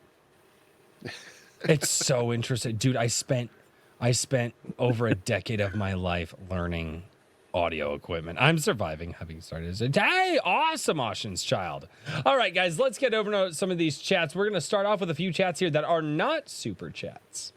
That are not super chats, but let's do it. I want to speak into this microphone, but that's not the microphone that's active right now. It's funny. It's so confusing. All right. So Raving Dad Gaming says, how do you guys get your books done so fast? And I think this is less of a surprise question. Raving Dad Gaming, I'm related to him. He's my cousin. He's been working on his book since high school, trying to get it done. And so I think he's asking technically, like, what are you guys doing to crank these things out as quickly as you can? Eric can go first. Yeah, I think I was just gonna say Daniel will just tell you. It's just I think writing a little bit every day. I've been thinking, I'm not writing fast enough. I'm writing down 500 words a day, and that's all I'm getting. And That's fantastic. Some people are out there like doing, oh, you should do 4,000 or 5,000. I'm like, that's not going to happen. But just a couple of paragraphs every day, and yeah, you'll get there. Yeah, there's some pulp writers out there that get in the pulp mindset, the pulp grind, and do 5,000 words a day, and that won't happen until it's at least my full-time job, if that ever happens. Right. I have maybe That is the difference. half Yes. an hour to an hour of time I can create for myself every day if I'm lucky. Yeah, I didn't write anything today. It was just one of those days where I'm like, forget it. So, but that's a big part of it. And yeah, I'm trying to get, I guess, a routine down. So I'm getting a bit more used to writing, doing the actual writing, which is the part I enjoy. So I went from two and a half years with Citadel down to about 4 months with Weird of the Skull Totem. And now I have to get a routine going with my editing. So when I sent Daniel and Dr. John Parse my beta reader, Weird of the Skull Totem, I sent out a very rough copy because I thought, these guys are great at the developmental stuff. So I'll just send out something a little rougher and let them go at it. And I think it kind of backfired because I was getting a lot more comments. I think I had to spend more energy working with at a line level or paragraph level. So yeah, I'm going to do some more polishing on editing, and before I send out manuscripts for editing. Yeah, so I'm working on the process, but I'd like to get that editing down to a lot shorter period. Yep. There you go, Daniel. How about you? 500 words is perfect. That's exceptional in the world of writing. So if you can do that 500 words in a day, you do that for 5 days straight, you've got 2,500 in the bag. And for me, because of the way I structure all of my books at this point, that's half a chapter. I usually try to average about 5,000, which is my weekly goal. And that's just taking about an hour. Those of you who have watched my Sunday writing streams, the freelancer, can see that in 2 20-minute writing spurts, I can crack about 1,500 words. And doing 5,000 in a week is roughly 3 hours of my week. So that's how I make these things come to life so quickly. The editing process for me, and this is something that you could potentially use, Eric, is I put each thing that I've completed away for about a month and work on other stuff. Yeah. Let it sort of fall out of my head, and then I go back and look at it, and by that point it's semi-fresh. Yeah, I'll start to remember where I was going with everything, but in the initial examination of the manuscript on that first editing round, it's pretty fresh, and I can see a lot of the errors that I as an editor would flag on anybody's project. And then, That's I what have do. my own editor that I then send it to afterwards. Yeah. I do not multiple revise. I revise once. But that's because I'm trained to do this for everybody else. I have a little bit of an advantage on it. Yeah. Generally speaking, the editing part takes longer than the writing. Yeah, the writing can flow, although I do get caught up, when I'm writing something and I don't think has quite hit it, I kind of stop, which is not really something you should do. Just keep going. No, yeah, you should keep going. Yeah. And Never stop when you get stuck. Just yeah, just keep no. going. Well, that's what I've heard from every writer. Just Mhm. if you feel like you're getting stuck, like, man, I just don't know what to write next, just stream of consciousness onto the page. Yep. Or like open up a separate Word doc and just pick up from where you're stuck and just stream of consciousness into this extra Word doc until all of a sudden something comes out. That is literally what I have heard from every writer. It's like, no, it's like the only way to unclog the dam is to unclog the dam. Like, just start, just go. That's what I've heard. The best thing that you can do to start writing for the day or when you get stuck on something is spend 10 minutes on it. If you haven't sorted it out in that 10-minute period, then it's not going to happen. You can move on to something else. If you've run out of your allocated writing time, don't sweat it. You'll hit it the next day. But one of the things I tell all my coaching clients when they ask about how to get into the writing mode is just do it. Mm-hmm. Sit down and start. Write for 10 minutes. If you're not feeling it by the 10-minute mark, quit. Go do something else. You're not reaching flow state. You're not going to make much progress. You're just going to spin your tires. Yeah. But no, that's usually by the time you get 10 minutes in, you're already in the zone. Yeah, no, that's the big part of my day is just bringing the document up on screen. And that's half the battle, honestly. And then, I've learned to sort of write in broken periods because if I'm writing at work, I can do it during breaks and between things, and it gets interrupted constantly. So it's just something I've had to deal with. Mm-hmm. So Writing sprints are great for that.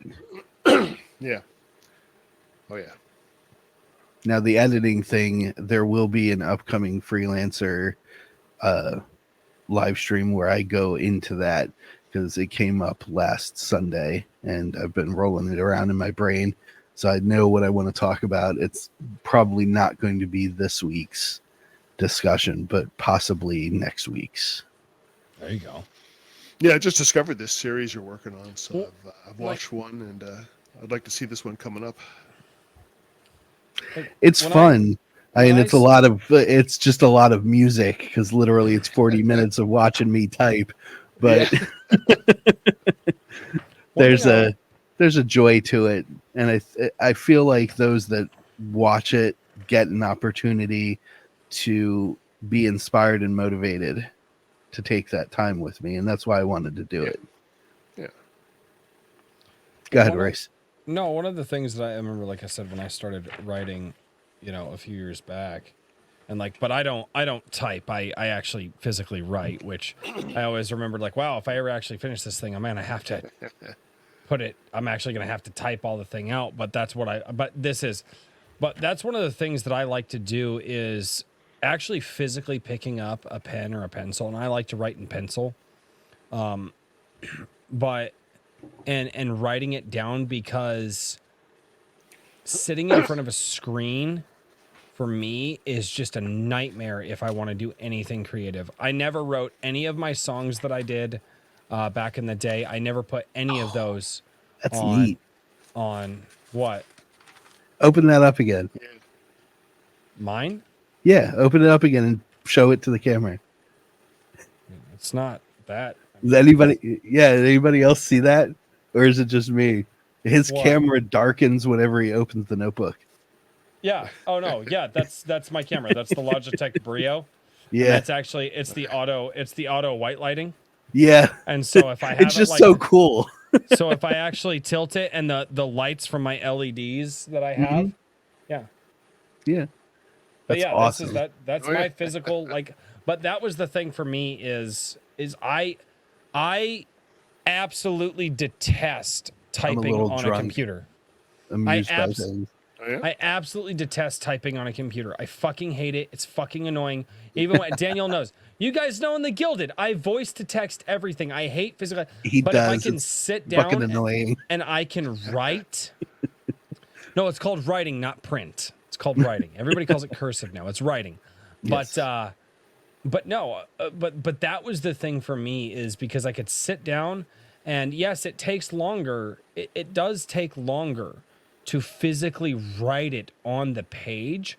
But the cool thing was is whenever I had to go put it into a document, it was already there. And I could do it because I don't know, there's something about physically writing Yeah, totally. that Excuse me. there is something for me about physically writing that it's like I'm writing only fast enough and it causes me to slow down and actually think. Yes. And I can't actually go too fast because Right. I'm thinking about, how and making sure that it's not only that, but when I'm actually sitting there, I'm actually, believe it or not, something my mom drilled into me. I'm always practicing my penmanship because my mom just drilled that into me. She's like, if you're writing on paper, always practice, always pay attention to the details. And so I'm always thinking about that too. And that for me, when I was doing it, when I was sitting down, I gave myself 30 minutes a day, 30 minutes a day. That's it. I don't want to go any more than 30 minutes a day because I got other shit going on. And I actually have another notebook that has many, many pages. I just don't know where it is. I was writing the history of the world that I was working in and then the main story of the world that I was working in simultaneously back and forth. That was the other thing that I was doing. Because It's a lot of work. It didn't feel like it. Because it was like, okay, well, I'm going to talk about this character in my book and like what they're going to do. And, well, why does that character exist? What the fuck? And I could go back into the origins of the world and kind of talk about the landscape and the things like that and like how their backstory happened. And so I could actually write that in the history of the world. And it actually felt really natural to me. It was The second document was your stream of consciousness doc. yeah, exactly. And that's exactly what it was.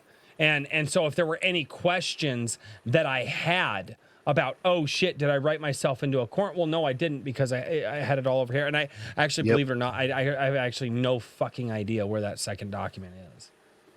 That's a shame. It's in a book here. I have all my notebooks. It's just when we moved, some things got put in boxes that I saw. But yeah, but that's what I was doing. I was writing the history of the world. I was coming up with the mythos of the world, the mythos first. Yeah. And then the main story, and I was writing it all like simultaneously on one day. And if I would go, well, fuck, I can't figure out because I just, the bad part with me is, I couldn't figure out the main story. So I just went over here to the mythos and I was like, oh, this is really cool. And so I started writing that. And the next day I was like, okay, cool. I know how to, cause the mythos of the story is really cool because you're not moving pawns on the chessboard. Mm-hmm. But the actual story, I was moving pawns on the chessboard, and it's like, okay, well, that has to be a move that sounds natural to the story. How do I do that? And I was like, well, fuck that right now. I'm gonna go back here and write down some more mythos. But that was really cool for me. That's what helped me do that. Yes. And that's the back end of writing is setting up what some call the Bible, your reference source. Well, it was actually your brain dump, your stream of consciousness, whatever you want to call it. That's back end, and that takes its own time. That's not part of the actual writing process. I was actually, if I ever did this, I would not have done it until both of the works were completed and ready to publish. And I would have sold both of them as a 2-book package. And I still may do this if I can find the other book. That'd be cool. Because I still have the story in my head and I still have this was years ago. I was just fiddling with it. But, and this was fucking 5 years ago before we even started any of this, before I even knew that I was going to be here. Mm-hmm. But I would not have published it unless both things were ready to go and they were ready to sell as a package deal or could be sold as a package deal. That was what I planned on doing because, what are the questions here? But they're already answered over here. I don't need Right. to have them there. You know, I can have the compendium, the appendices, right, over here, and people could learn about the history of the world that way. And I was really looking into Tolkien at the time and seeing what he was doing, and very inspired by the Silmarillion, and very inspired by the Lord of the Rings, and all of that, and seeing what he did, and it made a lot of sense to me. It made a Yep. ton of sense to me to write two things at the same time. It just made sense in my brain. It's like, well, yeah, I have this world that these characters live in. Why not write it? It's already up here. Why not put it down on the paper at the same time? And that was so that way I have that backstory. I have that history. I have that thing that I can look at and I can reference and go, oh, that's what I thought. Because time is the enemy of memory. Yep. And it just made, I don't know, that made sense to me. Maybe I don't No, know. you're pretty close. As Eric called himself a planter, half plotter, half pantser. I am a full plotter. So last week I released 3 basically half-page synopsis about Gabriel, Hannah, and Hasegawa from Jisedai on Twix.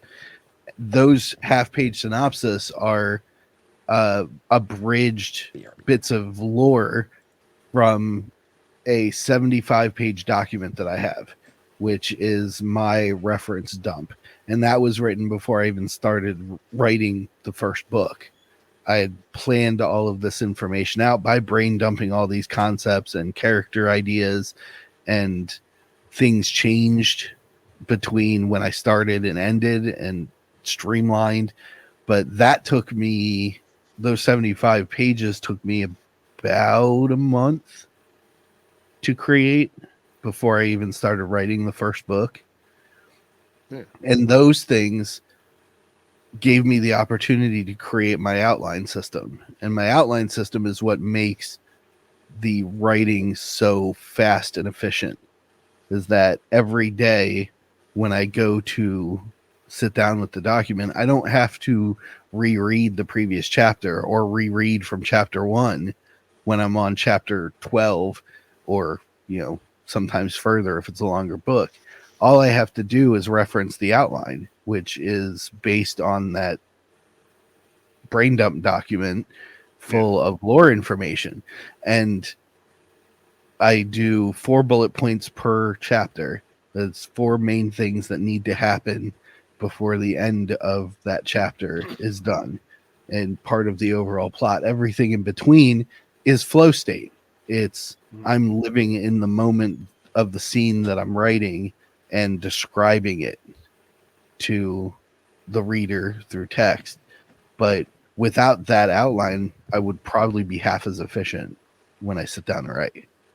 Oh yeah, when you plot, then the actual writing comes, I think, a little faster. So Very much so. yeah, I'm going to try using. I'm reading some books on writing, and I'm going to try using a method of writing down each scene on a cue card. And That's a good one. yeah, so I've got an idea for sort of a Found it. heroic fantasy, doing a trilogy. I don't think it'll be done until 2026 or something like that. It's a totally separate world and story. But I'm going to try this cue card idea and set it up as a. I want basically all 3 books plotted out before I even start. So it's very much early stages right now. But yeah, my ultimate goal is eventually to spend on a smart TV that I can mount above my computer monitor and use that as a storyboard. no, nice. That's a good idea. Yeah, so basically like the cue card reference, but instead of tacking it up on the wall, it's just I have it up on the screen and sequenced so that I can just glance up and see instead of opening the document, and I can expand into each cue card. Yeah. No, I do like physical things to touch though. So like having a bunch of cue cards I can move. Yeah. One cue card, one scene, and then I can move the order or do what I want to them, you know. So, Yeah, I can see that being a great way for people that are into that sort of physical interactive inspiration. Me, uh, technology is my guilty pleasure. I like to play with gadgets. So yeah. that smart TV. I used to work with them when I was teaching, and I loved the functionality of those things. So I'm like, this is the goal, to have $5,000 I can blow on a freaking massive smart TV I can mount on the ceiling and just have it hanging over my workstation. Yeah. The money for that would be Uh, nice. So Raving Dad Gaming has got a question really quickly, and then we're going to move into other questions. So let's make Yeah. this one. Yeah, Do you absolutely. map out the whole book, or just go one chapter at a time? Yes. Yes. Well, the truth of the matter is, you do map chapter by chapter, but whereas maybe Eric, and being more of a discovery writer, would map chapter by chapter, and then like map a chapter right, and then tie chapter 2 to what he's written. I plot specific points, like I was just talking about. I plot specific points and give myself the entire book outline in 4 bullet point chapter sequences. So it's this happens, this happens, this happens, this happens, chapter's over. Next chapter, this happens, this happens, this happens, and it all flows down to the end in what I call the roller coaster effect. So the first sequence is the uphill. Things are a little bit slower, and you're getting into the experience. Then you reach the peak, and then it all comes crashing down towards the end, and the pace ramps up exponentially. And doing that allows me the freedom to discover while I'm writing, but still gives me the roadmap to write efficiently.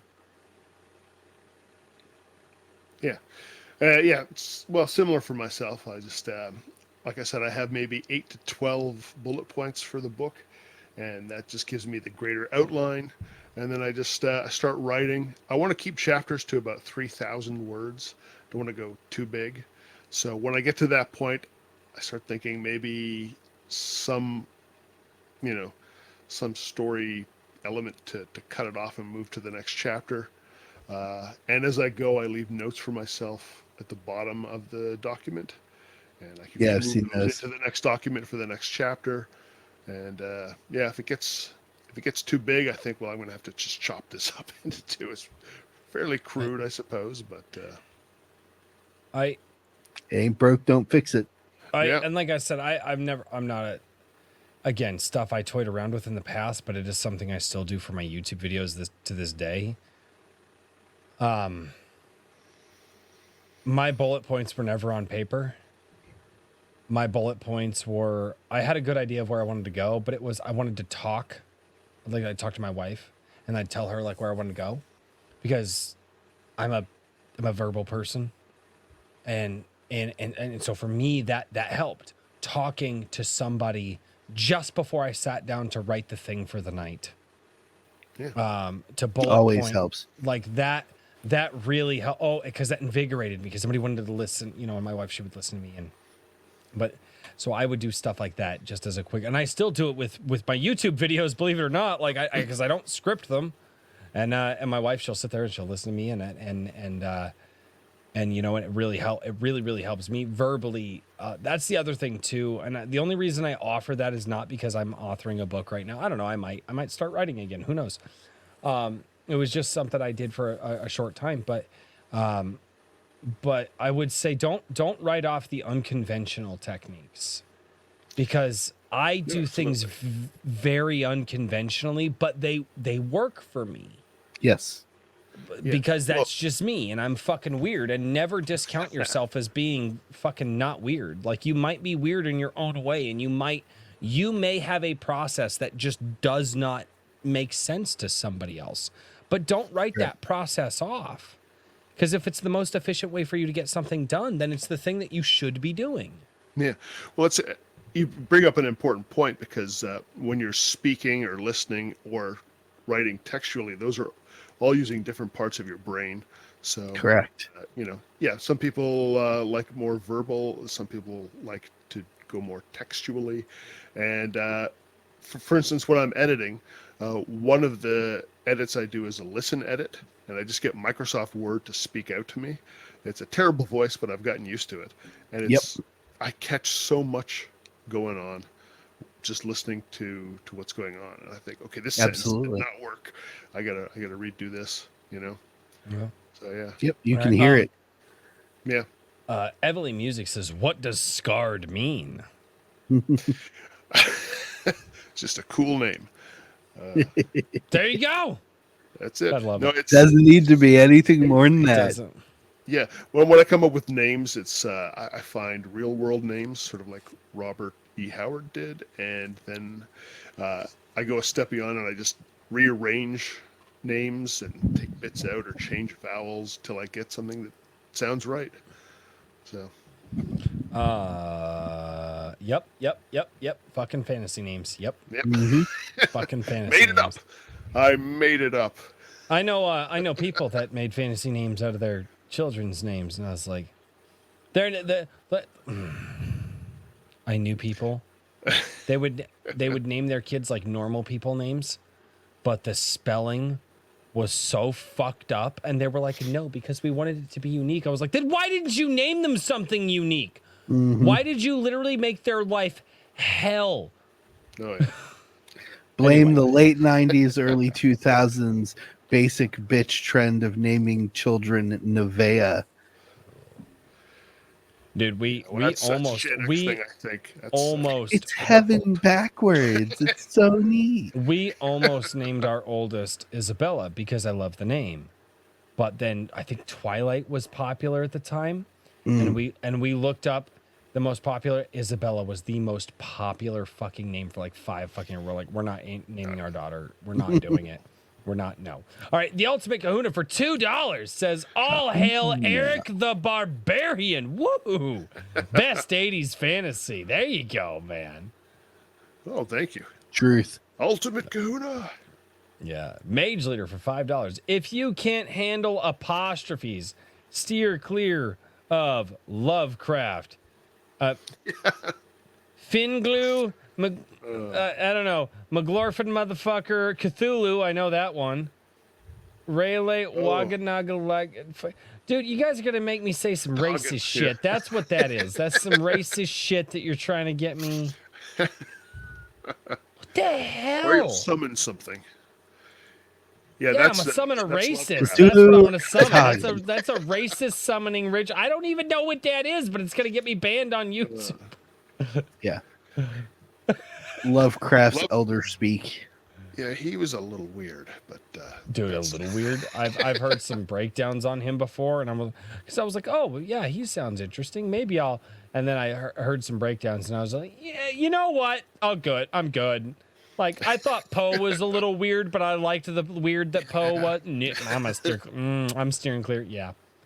All the most interesting people are fucking weird. Yeah. Fucking weird. The Ultimate Kahuna for $5. Everyone give it their best shot.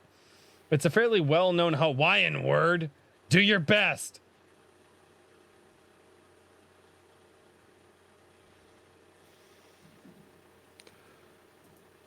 No. No. No. Hama kuna kapau. Kana. Sure.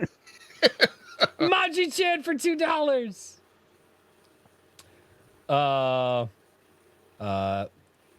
Esagor. I would say that is Esagor. Close, yeah. It's a guau. Colloquially, the phonetically, the way that you would say that. Royce, take a big shot. Yeah. Or Isagor. One of the two, if you're going with a long E. But that's how I would say that. I think the E is pronounced. It's like Rico Suave. Rico Suave. Maji-chan for $2. That was Maji-chan for $2. Now Maji-chan for another $2. Royce, we know you just want to do a mic drop. No, mic drops are terrible for microphones. Except for the SM57s and SM58s. They can take it. Ask me how many times that one's been dropped. More than once is the answer. Herman P. Hunter, the Lore Forge for $5. Could you repeat that stuff about mics? No. You guys can watch it on the VOD. You can rewind this live. It's true. All right. Raving Dad Gaming, member for 13 months. You are special, Royce. Special ed. Fuck off. Possibly. Maybe. You're probably right. Special ed. Mama dropped him on his head. I couldn't smash Mama guitars. didn't drop me on my head, but she watched me roll off the bed, and I was like, Mom, why weren't you watching me? She's like, I was watching you. I just couldn't get to you in time. That's actually one of my earliest memories. A piece of bread because he's a little bit special. Mario Trujillo. Member for 2 months. Don't worry, Royce. We are all special in this chat. No, the fuck we're not. I'm not in this chat. You guys are in the chat. I'm out of the chat. Royce is above you all. I didn't say I was above them. That's fucking... I'm not a narcissist, you fuck. I'm just not like... It's just like...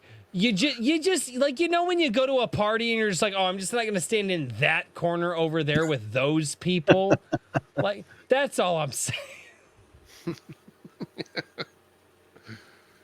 They smell funny. I didn't say that. You did. I might not disagree, but I didn't say it. Sound engraver. Daniel, for writers who aren't editors, but hire editors, how many drafts is too many? Anything more than 3, then what you've reached is the overcomplication stage, which is you're going back and revising the revisions. That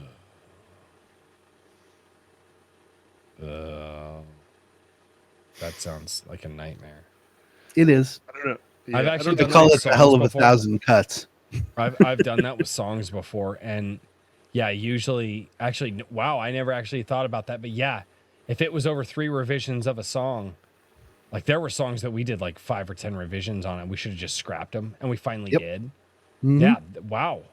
No, that Yeah. that actually makes a lot of sense. Well, if you think of it like, this is probably esoteric for most, but Royce will get it. If you think of it like butchery, there's only so many cuts you can make before you ruin the meat. That is highly true. And here's the thing. There are only so many cuts that you can make before you ruin the meat, but those cuts that you make before you ruin it, believe it or not, they have to be precise. Yep. It's whenever you're doing butchery or whenever you're cutting up a slab of meat, you have to cut very intentionally. If you're just winging it, if you're not being as precise as you can, you may have already fucked up on that first pass through and That's not true. even realized it. So you've got to have that precision down there. And that is why I always recommend professional editors, not because I want to make money off of you, but because you need someone else that's capable of making those precision cuts for you and to show you how to do it. Yeah. It's like, I mean, if you guys, if we're going to use the meat analogy, right? So you guys are the person that went out, you harvested the animal, whether that's through hunting or whether that's because you raised it, but you guys harvested the animal, right? So now you have the animal, right? That's your job. You guys got the animal. You guys got the story. Now you're going to take it to the butcher. Now you're going to take it to the guy that processes the meat. That's going to be the guy that cuts it up and makes it all nice and packaged, and you can take it back home and you can use that meat and you can nourish people with that, right? You can use the animal that you harvested, you give it over to the butcher, which is your editor, and you can take that food back to those that you want to nourish with it. If you cut it up and fuck it up yourself, you're going to get a lot less nourishment out of that story. Again, because reading is nourishment for the mind. Yep. And that's a big, big thing there. So That's a good analogy with editing. Butchery. I can't believe that it actually works, but it kind of fucking does. Yeah, it does, yeah. It actually really does work the more I think about it. Oh, goodbye, chapter 2. Goodbye, chapter 2. Mario Trujillo for $2. Remember, Royce, we like you because you're weird too. I didn't say that I wasn't fucking weird too, okay? I just said that you guys have your corner and I might want to be over here. Where the cool kids are. Yeah, I've never been a part of the fucking cool kids. That's not a fucking thing. I'm just fucking with you. Mario Trujillo for $2 says, also, self-denial will not change your specialness. I never fucking denied that shit. I never fucking denied that I wasn't special. I just don't want to be special in that corner with you guys. There's a corner over here. I'm gonna be over here in my corner special with I'm like a loner special unless you come over to my house and I cook you barbecue. Then I'm like the king special because I'm cooking barbecue and feeding everybody copious amounts of alcohol. Yeah. Which that may or may not happen this year. We're going to see that we really want to get the Iron Age barbecues set up. Let me see how the medical bills pan out first. I will make that shit happen if I need to. Let me see how that happens. Raving Dad, gaming for $2. Daniel, do you take books that aren't finished? I think you're asking if I do developmental before the project is completed. And yes, those actually fall under the purview of my coaching service, which real quick is just $35 for an hour or $120 for 4 sessions. And what we'll do during that, which I do with a lot of clients, is go through what you have and expand on it. We'll get you set up with everything that you need to get to that consistent, efficient writing and finish the project. It includes a lot of brainstorming. It's fun. You could, if you want to know, you can probably ask Frederick Guimont. We've had a couple of really cool brainstorming sessions over his comic. Yeah. Keep talking for 30 seconds, guys. I'll be right back. Nope, you're good. Actually, we reached the end of the super chats. So, he's got the thing. So, no, and yeah, that's the thing too. Like I said, I learn a lot about all of this stuff, and I didn't even realize I had the books there. But it's just I kept looking, and I was like, oh yeah, I hang out with a bunch of writers and stuff now, and yeah, I got a couple of pages. But again, well, and there's a lot of people that are like, yeah, 5,000 words a week. It's like, dude, I write. I physically write like 5,000 words a week. But that's the medium that I like to do. You know, That's good though. I mean, if you consider that the minimum full size novel is between 60 and 80K, then you're in 5,000 a week would be 12 weeks to reach 60K. So 3 months you'd have a completed manuscript that you then just need to do edits on and send to someone to review. right. Well, and like I said, this was something that For the big boys who like to go with the thick books, and they end up cracking like 300,000 words or something. That's going to take more time, obviously, but still, if you're doing 5,000 a week, even at that, it's less than a year. right. No, it really does depend. It really does. A little depend bit more than a year, actually. Sorry, my math was off. I'm a little drunk. Yeah, it'd be You're fine. a year and 3 months. Uh-oh. And he's back. All right, here we go. He has returned. I have returned. Oh, I was gonna say that we've reached the end of the super chats. We've got Derek says he's around Raving Dad Gaming, 149K right now. Nice. Nice. So Getting to that thick boy range. yeah, they've been working on it since high school, dude. I remember when he started this thing. Hey man, epics are epics for a reason. They're big, sprawling adventures. I mean, think about John A. Douglas' The Black Crown. That thing is a thick boy, there somewhere. and it's jam packed with amazing stuff. Yep. Well, There it is back there. Mario Trujillo for $5. Don't get me started with the food analogy. Don't throw out your mess ups. They can always be used as ground meat or broth. Learn from your Oh, of ups. course. Yeah. Keep your Oh, yeah. mistakes. Keep your mistakes. If you're gonna, don't hit the delete button. Hit copy and paste it over into a mistakes tab, and that way you can. I think I've said it before, but I have a I think it's like almost 600 pages document that's my brain dump, and that's whenever I get an idea, it goes in there. And if a story doesn't make it to the end for me, like if it stalls out, even with everything that I know how to do to get to that point, they go in there because it may make sense to you 6 months down the road. Yeah.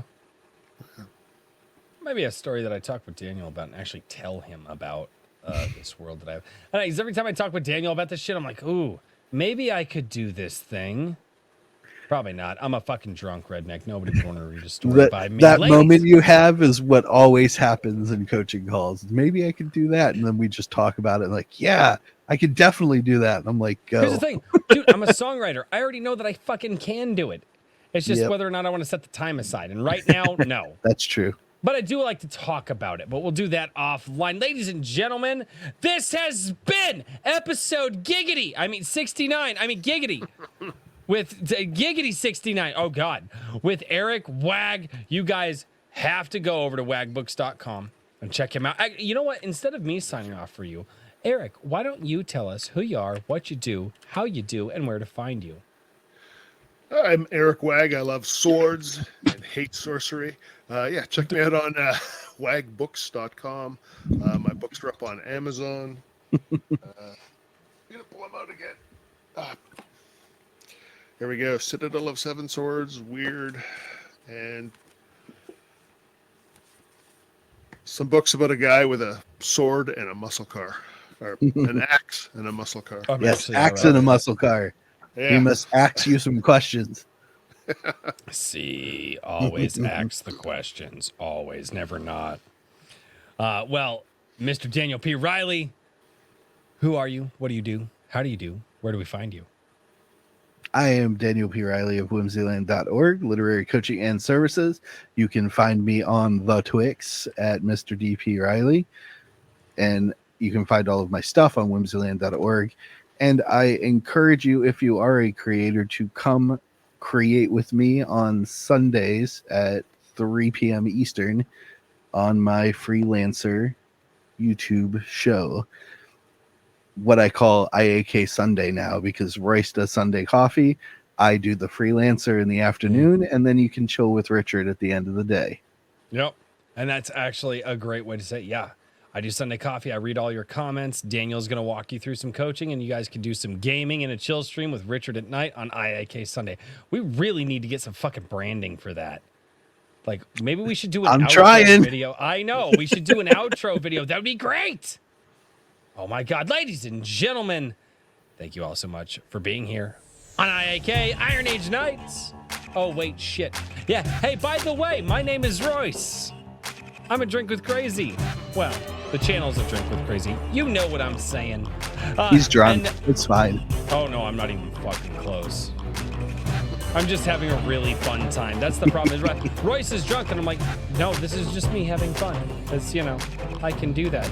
That's projection. I'm actually the drunk one. You're still high up in your chair. But it's very true. Ladies and gentlemen. It's intentional now. I have the table set up so that I can't slide down it. I have successfully turned my comments section into Twitter. We're going to find out on Sunday Coffee at 11 a.m. Central, the live stream that I do every single week to read all of your comments that you leave on the live stream VODs, as well as the videos I do throughout the week. This week is going to be a spicy one. There's a very, very good chance that I call some people mouth breathers, and not the people that you think. Or I may or may not have seen some messages already. Get them. Dude, Sunday, I have been literally caught so much shade from everywhere too. Like not the side that you would think. I caught shade from everywhere. I also a lot of nice comments, a lot of people who agree with me, which is wonderful. Gained some subscribers off a bit, but fuck fuck me sideways, ladies and gentlemen. I'm going in fucking whole hog this Sunday. So tune in at 11 a.m. Central on Sunday right here. And as always, until next time, cheers, everybody. Good night, everybody. Take care, everyone.